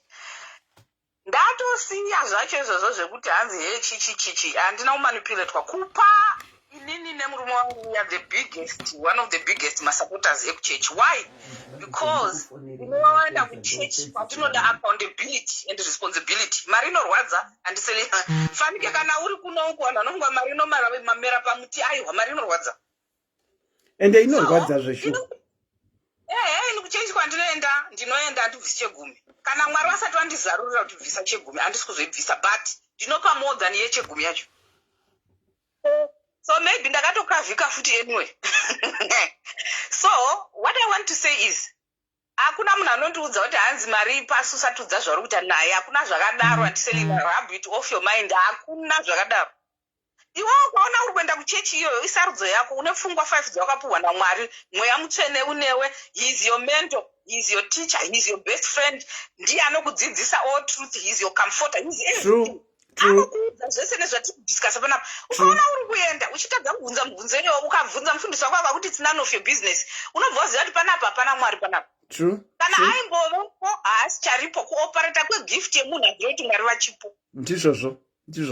Saka iwe kunzwisisa, ramba uchinzvera magwaro, mukaparidzirwa Sunday, wasvikawo kumbawo, endawo uchierengawo. I think kuna chechi inonzi the church yanga iri kuBeria or something. Vaiti vakaenda kumba kana mumasiwo group muya wonzverawo mashoko. Chero zvakataurwa namufundisi, because mufundisi kana achiparidza haisi time yekubvunza mubvunzo, unopuhwa nani mukana wacho mune masiwo group. Enda munodhiskasa zvinhu zvakadai, batsirawo munhu asingagwani kuzvitaurira. Vanhu voita zvinhu with understanding. Mama, apostle vaive pano zvamuri kutaura izvi vakatiti ndosaka muchidzidzisana zvamusingazivi. Iyo nyaya yekuda kunostada mabhaibheri muri mega kumbo. Ndozvadzakaitwa last week. Just because ivo vari muoffice hazvirevi kuti isusu we do not have revelational understanding of the word of God. You understand? True. Musaita zvinonzi touch not my anointed what. You are an anointed of God as well. I am indeed. Munhu akakutuma akakuendesai kusalvation. Though pane munhu aikwanisa kunge achikunamatira, it was like a vehicle yekuda kuorchestrate circumstance for you to come to the end of yourself kuti muzoziva kuti kuna Mwari udenga. Handitika akakuwisai kuna Mwari kuti mutendeuka. It is the leading of the Holy Spirit. Ivo vakalidwawo naMweya Mutsvene. Tine maoffices akasiyana siyana. Ivo ndi apostle. Ndinokwanisa kunge ndine ministry yangu yandinoita isina kunzi apostle. But hazvirevi kuti handinzwisisi shoko raMwari. Ukaona mufundisi vasingadi kunzwisisa kuti ukwanise kuunderstand, kuverenga shoko nekurinzwisisa iwewe yourself, vari kukumanipulata pfungwa dzako kuti udepend on him. Hakuna zvakadaro izvi. Yeah. Bible rakambozotaura kupi kuti you need to depend on your pastor or your... Yes, they are our shepherds. I'm not underestimating the power in them. I'm a pastor myself. Atisi kuti ngatiti underestimate. Tine magroups akasiyana siyana takapuwa Mwari to operate under. But munhu wese anofanira kudzidzira Mwari. Because mufundisi wangu akafanira, ndakambozotaura musi panapa kuti vamwe vanhu izvozvi vakuenda kumafundisi avo maprofet nemapostle vakafa. Unonamata guwa kudaidza munhu akafa nekuti iye wacho anga akamanipulata asingazivi. Anofanira kuzvidzirawo Mwari pachezvo ake, because prophet wake naevangelist wake vanhu venyama vachafa. Vakafa panokwanisa kuita confusion muadminum, chechi ikaparara. Uchazoenda kupi kana usingadzidzi kunzwa Mwari pachezvo ako? True mama. True. Unoenda ku? True. So anyway, shoko raMwari rinotaura kuti Mwari vanoda a cheerful giver. Handitika? Yeah, cheerful giver. Saka kana ndakuenda kuchechi hana yangu ichira kurowa kuti ndakupinda pagore chechi ndaita kuvhunduka kudai kuti handina chegumi. Pachine cheerful giver here baba. No. Saka kana ndakupa grudgingly ndisingapine kufara, Mwari vanondiropafadza sei? Ina handi kunyeperai. Mwari vari kundiropafadza. Handibhadhari chegumi asi ndinopa kuchechi. God is blessing me beyond the figment of my understanding. Zvataura evangelist wauyawo, I thank him kuti pane pawataura kuti chegumi kana chisiri chegumi hazviendesi kudenga, ndezviropafadzwa pasi panapa. But pandisingabvumirani ndekuti ukasapa pane malevels of blessing ekuti ukasapa unozoda. Ini handipi chegumini. Level of blessing rangu handiri kombeinera nhingi because handizivi zviri kumuwanisa mari yake asi am happy with where I am. My level of blessing akasiyana totally. In competition with anyone, and people are making a mistake of thinking blessing if financial gain. No, yeah. My blessings are there are people who need the blessing of peace in their marriage. True. Some need a blessing of healing in their lives. Some need a blessing of kutoita mwana chaiye umwe anoda kuwirirana nawamwene wake, umwe anoda ma blessings akasiyana siyana. Umwe anoda ropafadzo yekutoti ministry yake iende pane zviri pamwe takatosiyana. Please, blessing ka haisi mari chete. Wow. It's not just money. Wow. Yeah. Use revelational understanding. One, read the word of God in the context. Iripo uchiti Mwari ndibatsire unonzwisisa. Ukaenda unoerenga the Greek version ye Bible anditika ne Hebrew, menoti Greek ne Hebrew whatever. Kuna maversion mairi. Ukaenda unoerenga uchiterera zviri kutaura shoko raMwari. Vanhu vakatranslate vada kushandisa chirungu chatinonzwisisa. But ukaenda panonzi seed pane imwe chapter zvinoreva something else. Ukaenda panonzi seed pane imwe chapter, it's a different meaning altogether. Saka noda kunyasonzwisisa scripture yauri kuerenga. Verenga tomboti uri kuerenga John 1 verse 1, iverenge nechirungu woenda kuGreek version. Kana woda kunzwisisa kuti zviri kunyasoti chii. That's when you understand kuti seed pana John is not seed pana Matthew. Yeah. But nekuti vanhu vane hukumope havadi kuzverengera Bible vega, havadi kutora time kunzvera shoko. They do not want to get understanding from God. Anongononzwa Bible richiverengwa nemunhu ongoti oh my God, he blew my mind. oenda kumba asatombenda kumba mweya wapupiti watopo kana asiyarina mari papo akunyora kabepa kekupledya wosvika kumba unorwa nemurume uko because waendwa nemweya. There is a spirit that kuna vanonzi matransference of spirits. Unotransferwa mweya wokungobapuka so Satan cheche ukasangora anokupa mweya wokuti ungopa nechibapu so kubvisa pari pafadzi yanga yoda kuitika. Ine ndoda kutaura chokwadi, not just nyaya yetithe. Nyaya yemari has been manipulated for a long time and selling. True. Munoziva kuti True. hanzi kana dzisingakwa inini panapa I look after, or I couldn't have a home for them, but I support my orphans kuZimbabwe. Kwandinobva 31 orphans I support them. Zvakatosiyana kuchechi kwangu ndinopa futi. Those are different kinds of givings. What am I doing? I'm looking up unto God, not even to a human being, unto God for my blessings. Izvozvo andiselina takapinda mutime yeCovid. Only God knows what's going to happen next. Not many people knew that was happening. Right now taane almost 2 years tichinamata online, asi munhu ari kudhimanda chete chegumi, akangota live streaming, ari kuisa account number, ari kudini zvese papapo. Bhadharai chegumi chenyu, saka tiri kuita iri rinobhadharwa. Zvinhu zvatinoshandisa zvinobhadharwa. Meshini idzodzo dzakasotengwa kare kare dzari kutoresa mavhidhiyo idzodzo nemari dzatakabhadhara. 1 2 muruka 1 room kekuti nini panapa ndinokwanisa kungoitawo ndiri mu1 room. Zvazombonyanyaita madhuriro ekuti inofanana nemari yandinoda kubhadhara rent ku yandiri kubhadhara kuThiving uko. And I don't know whether I'm making sense. You are. Tani almost 2 years. Saka mari yoyo yese chegumi ichocho, ma seed of this, seed of that, what zviri kuitwa, asi vanhu vari kungoita video musi weSunday mu1 room. Alright, ukada kuita hako everyday mavideo ako unenge uri mumba mudining mwako kana muspare room. Ndati mubvunzo wangu ndokuti okay, ndoziva kuti mafundisi vamwe vane machechi ano mafundisi ari full time ministry. Anditika handisi kuda kushora chechi dzevanhu, ndingoda kutaura sezvazviri. Kuna vanhu vane maministries ane mafull time pastors vanoda kubhadharwa, vanoita sei. Tichiri kuenda kuya kuchechi kuya kwataibhadhara rent, taibhadhara matithe iwawo nechegumi nemaoffering akasiyana siyana, tichikwanisa kubhadhara mafundisi pay. Mafundisi aya ibasa kairi, kana mada kuita full time ka chitobhadharwa, zvinotogarirwa neexecutive meeting pasi kuti pay yemafundisi iri papi ngaichiwedzerwa ngaida. So you don't, mari haisi mumaoko ka, mari panofanira pana admin, mari yechechi haisi yako. Uri mushandi wofeni. Ine ndiri kushanda kwaEdgars, uri kushanda kuchechi. Tomboti pay iyo yanga ichikwana tichiri kuenda kwatari chipindira uko. Izvozvizvi imwe yese aifanira kubhadhara rent, amungabhadharika rent pamusiri kupindira 2 years. Pachatanga zoguma machechi, pane accountability here, mari idzodzo dzinoenda kupi, kana kuti vanhu vanototanga zvavo mabusinesses nemari idzodzo iwo uchikwangwa yawo. Vari kutanga here kana kuti vakatotanga? Kutoexpanda, kuvanomire.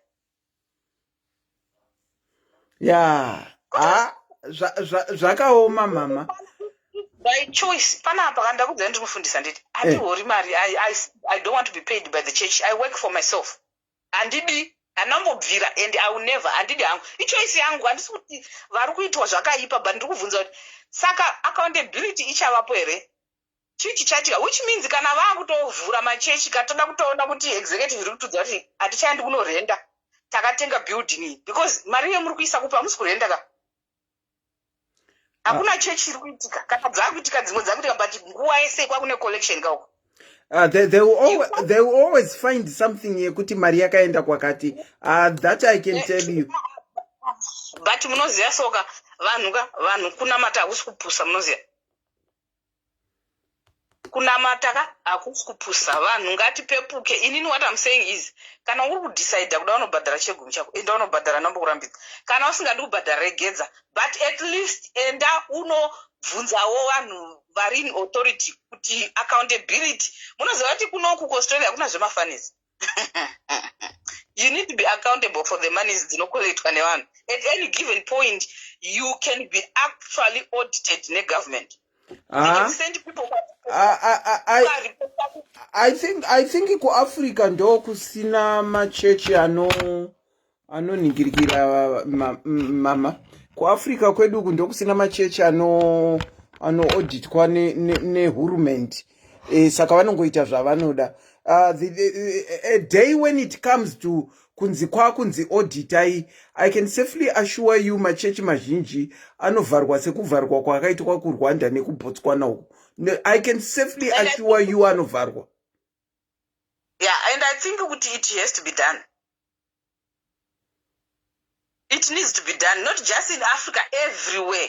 External auditors need to make sure that because the underprivileged and less privileged. Izvo zvinonzwa munhu achisimuka achiparidza kuti shirikadzi yakazopa yakabikira munhu waMwari inonzi chi flower yakanga yazosara yega ikazodai, but it was aukashandisi one example a miraculous work of God to make it a standard for everything. It was direct. Papa na instruction yanga iripo. People hate me for saying logos and rema, but andiseli ndakudza kuti logos shoko raMwari rakanyorwa rataudzwa kuti zvese zvakaitwa naJesu zvinonyorwa imomo. Kura kuti mimi andiseli mimi neni panapa. Mwari can speak to us through the Holy Spirit. Oh, definitely. Yeah, onduza kuti Gladys enda kuna andiselina kwakati vachanokubatsira nechakati chakati zvotoitika zvinoitika because Mwari wachiri kutaura. But kungoverenga vhesi iyoyoyo handiti kana wada kutedzera chaizvo kuti ndo zvakataurwa neshoko saka ndakuzviexercise pauri. The result has to be the same, right? Yeah. Aungaudzinherera kuti shirikadzi kuti mari yawinaye kana isingakwani isidi. Shirikadzi iyoyoyo yosara isina mari yekubhadharira mwana chikoro 1 2. Ukatarisa kwacho Old Testament kwacho kwaibhadhara chegumi nechi zvainzi kuti mumba maMwari muwe nechi. And let there be food in the storehouse of what. But ukazvitarisa izvozvo panonzi vapfuri nenzira handiti. Nherera vanoshanda mudzimba nei nechii kusanganisira vacho nemare vacho nezvese kuti pange pane chikafu chekuti vanhu vazokwanisa kunge vachipfuwa kana vashoterwa. Kuri kuti mimi kana mada zveexercise sechechi chengetai kashirikadzi nenherera dzacho kwete kudzitorera musina chinhu.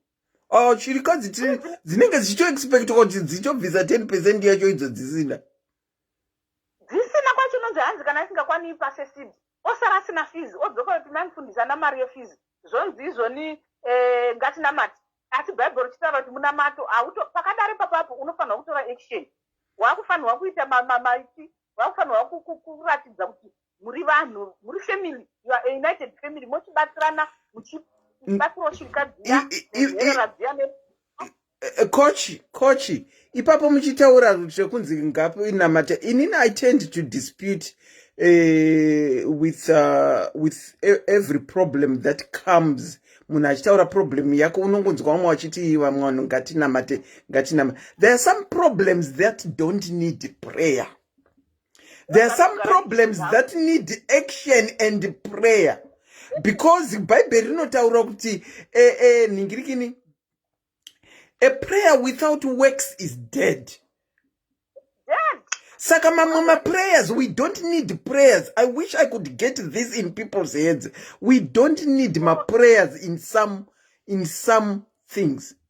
Just understand another. Prayer is communication. It's fellowship with God. Where 2 or 3 are gathered, or 2 or more are gathered in my name.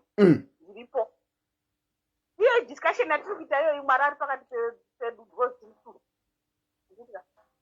saka vanhu vanofanira kunzwisisa kuti kungoti ramashekeri masondolobo sakati haisiri yo prayer chete kutaura kudai so situations and circumstances of life. This is ini ndambokupa wangu example with my background. Kana ndichikocha vanhu ukandiudza kuti uri ndinokutaura makuenda kure kochi hamuchandinzwi munenge mama kuenda kure.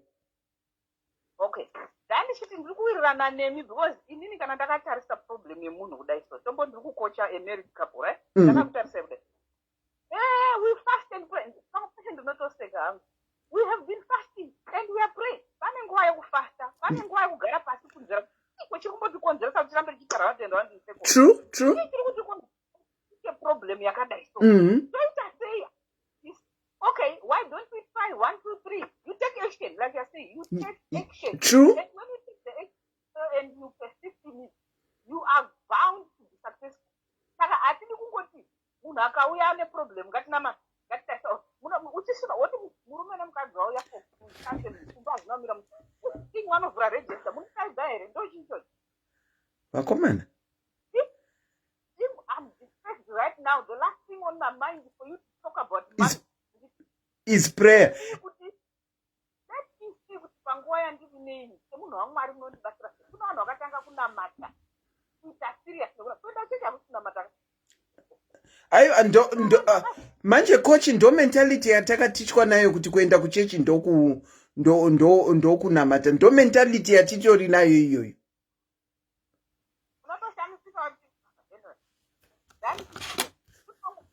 wachiva kuchechi vasingatombonamata coach Makure, I was saying kune vanhu vari kuenda kuchechi chebvudza mudungwe ndo kwandakakurira ndo kwandakabarirwa vabereki vangu ndo chechi yangu vachienda but moyo chaiyo chaiyo haupo pazvinhu zvaMwari.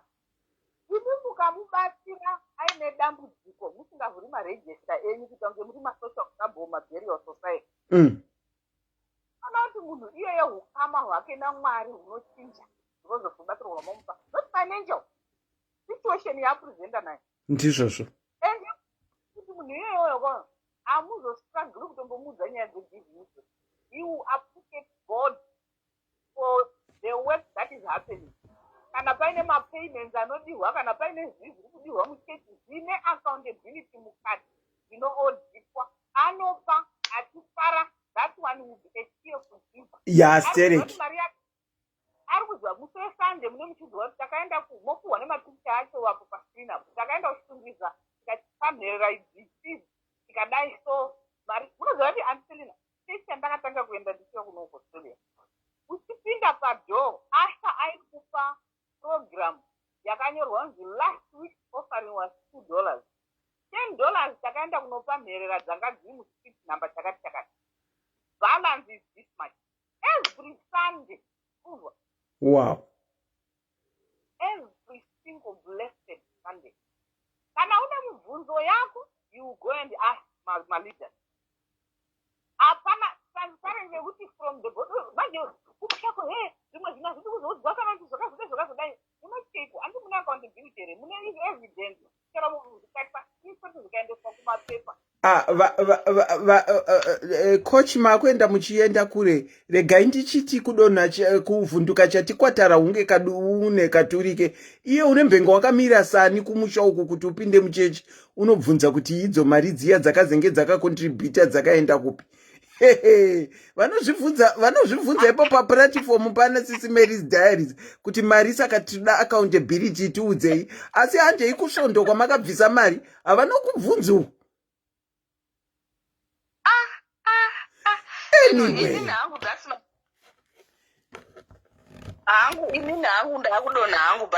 Thank you so much, Coach. Thank you so much, Coach Gladys. God by yourself. Thank you. Bye-bye. Thank you. A very good evening or morning to you. Thank you.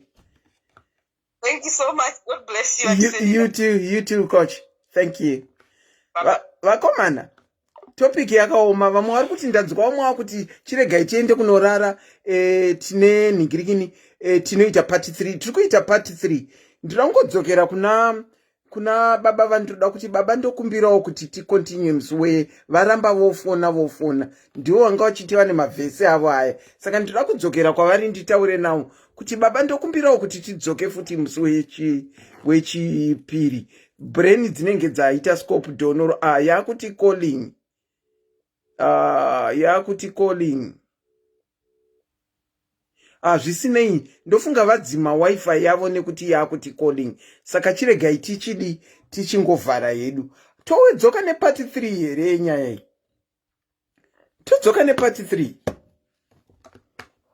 todzoka nepart 3 tingowinda off briefly tongoita mbichana musi wechipiri towinda off baba vanhu vanga vachitiwa nemavhesi avo varamba vofona vachitiva nebepa ravo ndinodavira kuti vane mavhesi avo.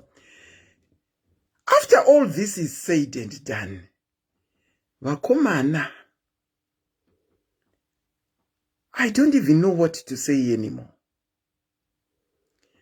But with my own analysis, I am concluding in today's program that vanhu vanotilida machechi umo vane system yekuita cherry pick what they think is ideal and use it to the people, so that vanovaintaisa kuti vabvise.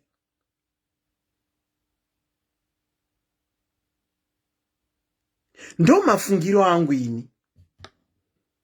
Nekuti cherry picking ka ndinenge ndatoiona.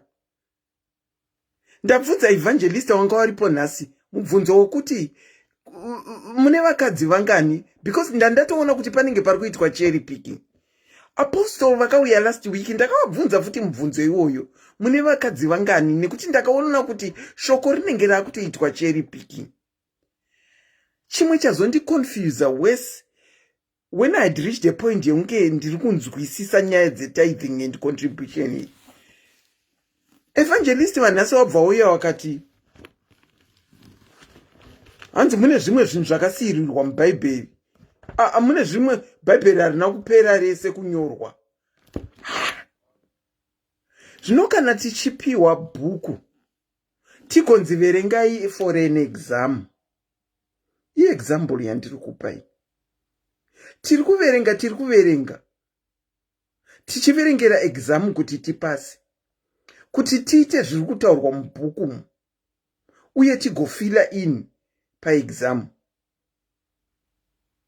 Tutauya achiti bhuku ramuri kuverenga kuEnglish literature harina kupedza kunyorwa. Moti unoneta. Unotoona unge uri kurasa nguva yako pane zvawanga uri kuita. Tithing iyi mapasta nemaapostoli edu ari kuishandisa to suit their own to feed their own tummies here, zvakataurwa nemumwe akataura musi weThursday. It looks like each and every pastor or evangelist anotaura ane kakutaura kake kanointaisa kuti tinge tichiita give. Hapana chakashata kugiva. If you believe in giving your 10%, fair enough, it's okay. Asi chiregera kundishandisira ini mavhesi ekuti ndikasabvisa ndichatadza kukomborerwa. Tinobvisira matithe kuti tikomborerwe.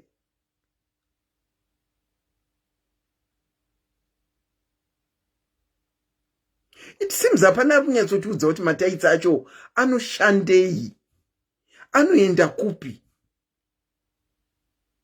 Nekuti kwai hatifanirwi kunge tichibvunza. Regai tidzoke nepart 3 tichipedzisa musi wechipiri tochingoita wind off. But zvinhu zvacho izvi zvinenge zvine nharo.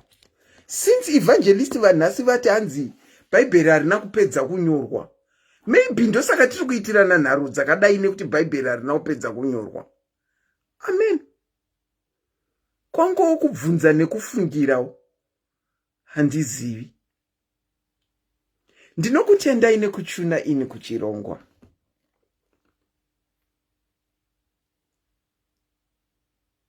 Until we meet again on Thursday. Sorry, on Tuesday next week. Chiva ine Sunday yakanaka mangwana. Mwedzi wakapera. Kana uri wokubvisa matithe, mangwana motoenda makabata envelope dzenyu.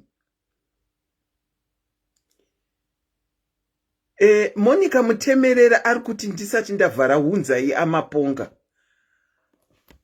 Amaponga tinotoziva anza dzawo ningirikini Emily. Amaponga according to video yandaona. Zvematithe zvika munopedzerwa zveshu. Munopedzerwa vanokutanga nekukutaurira izve vabereki venyu.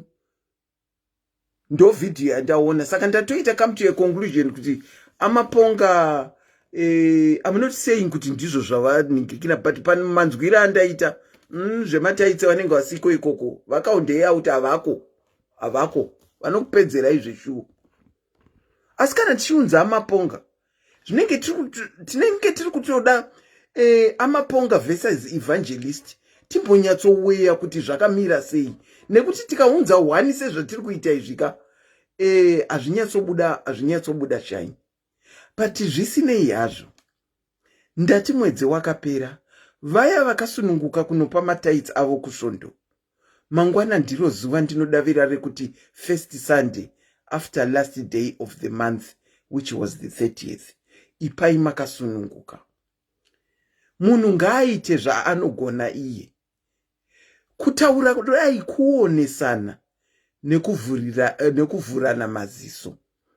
Hazvireve kuti ini zvandinobhilivha ndizvo zvaunofanirwa kubhilivha. Iwe rava magwaro, kana uchiona achikuti bvisa, enda unobvisa. Achichiregera kubvisa kana kuti pastor vari kuti bvisa, usinganzwisise kuti uri kubvisirei. So until musi wechipiri patinovharisa tithing and contribution, ivai nemusi wesvondo wakanaka, uye ivai nehusiku hwakanaka nhasi. The name is Auntie Selina. I was your host and presenter tonight, and thank you for tuning in.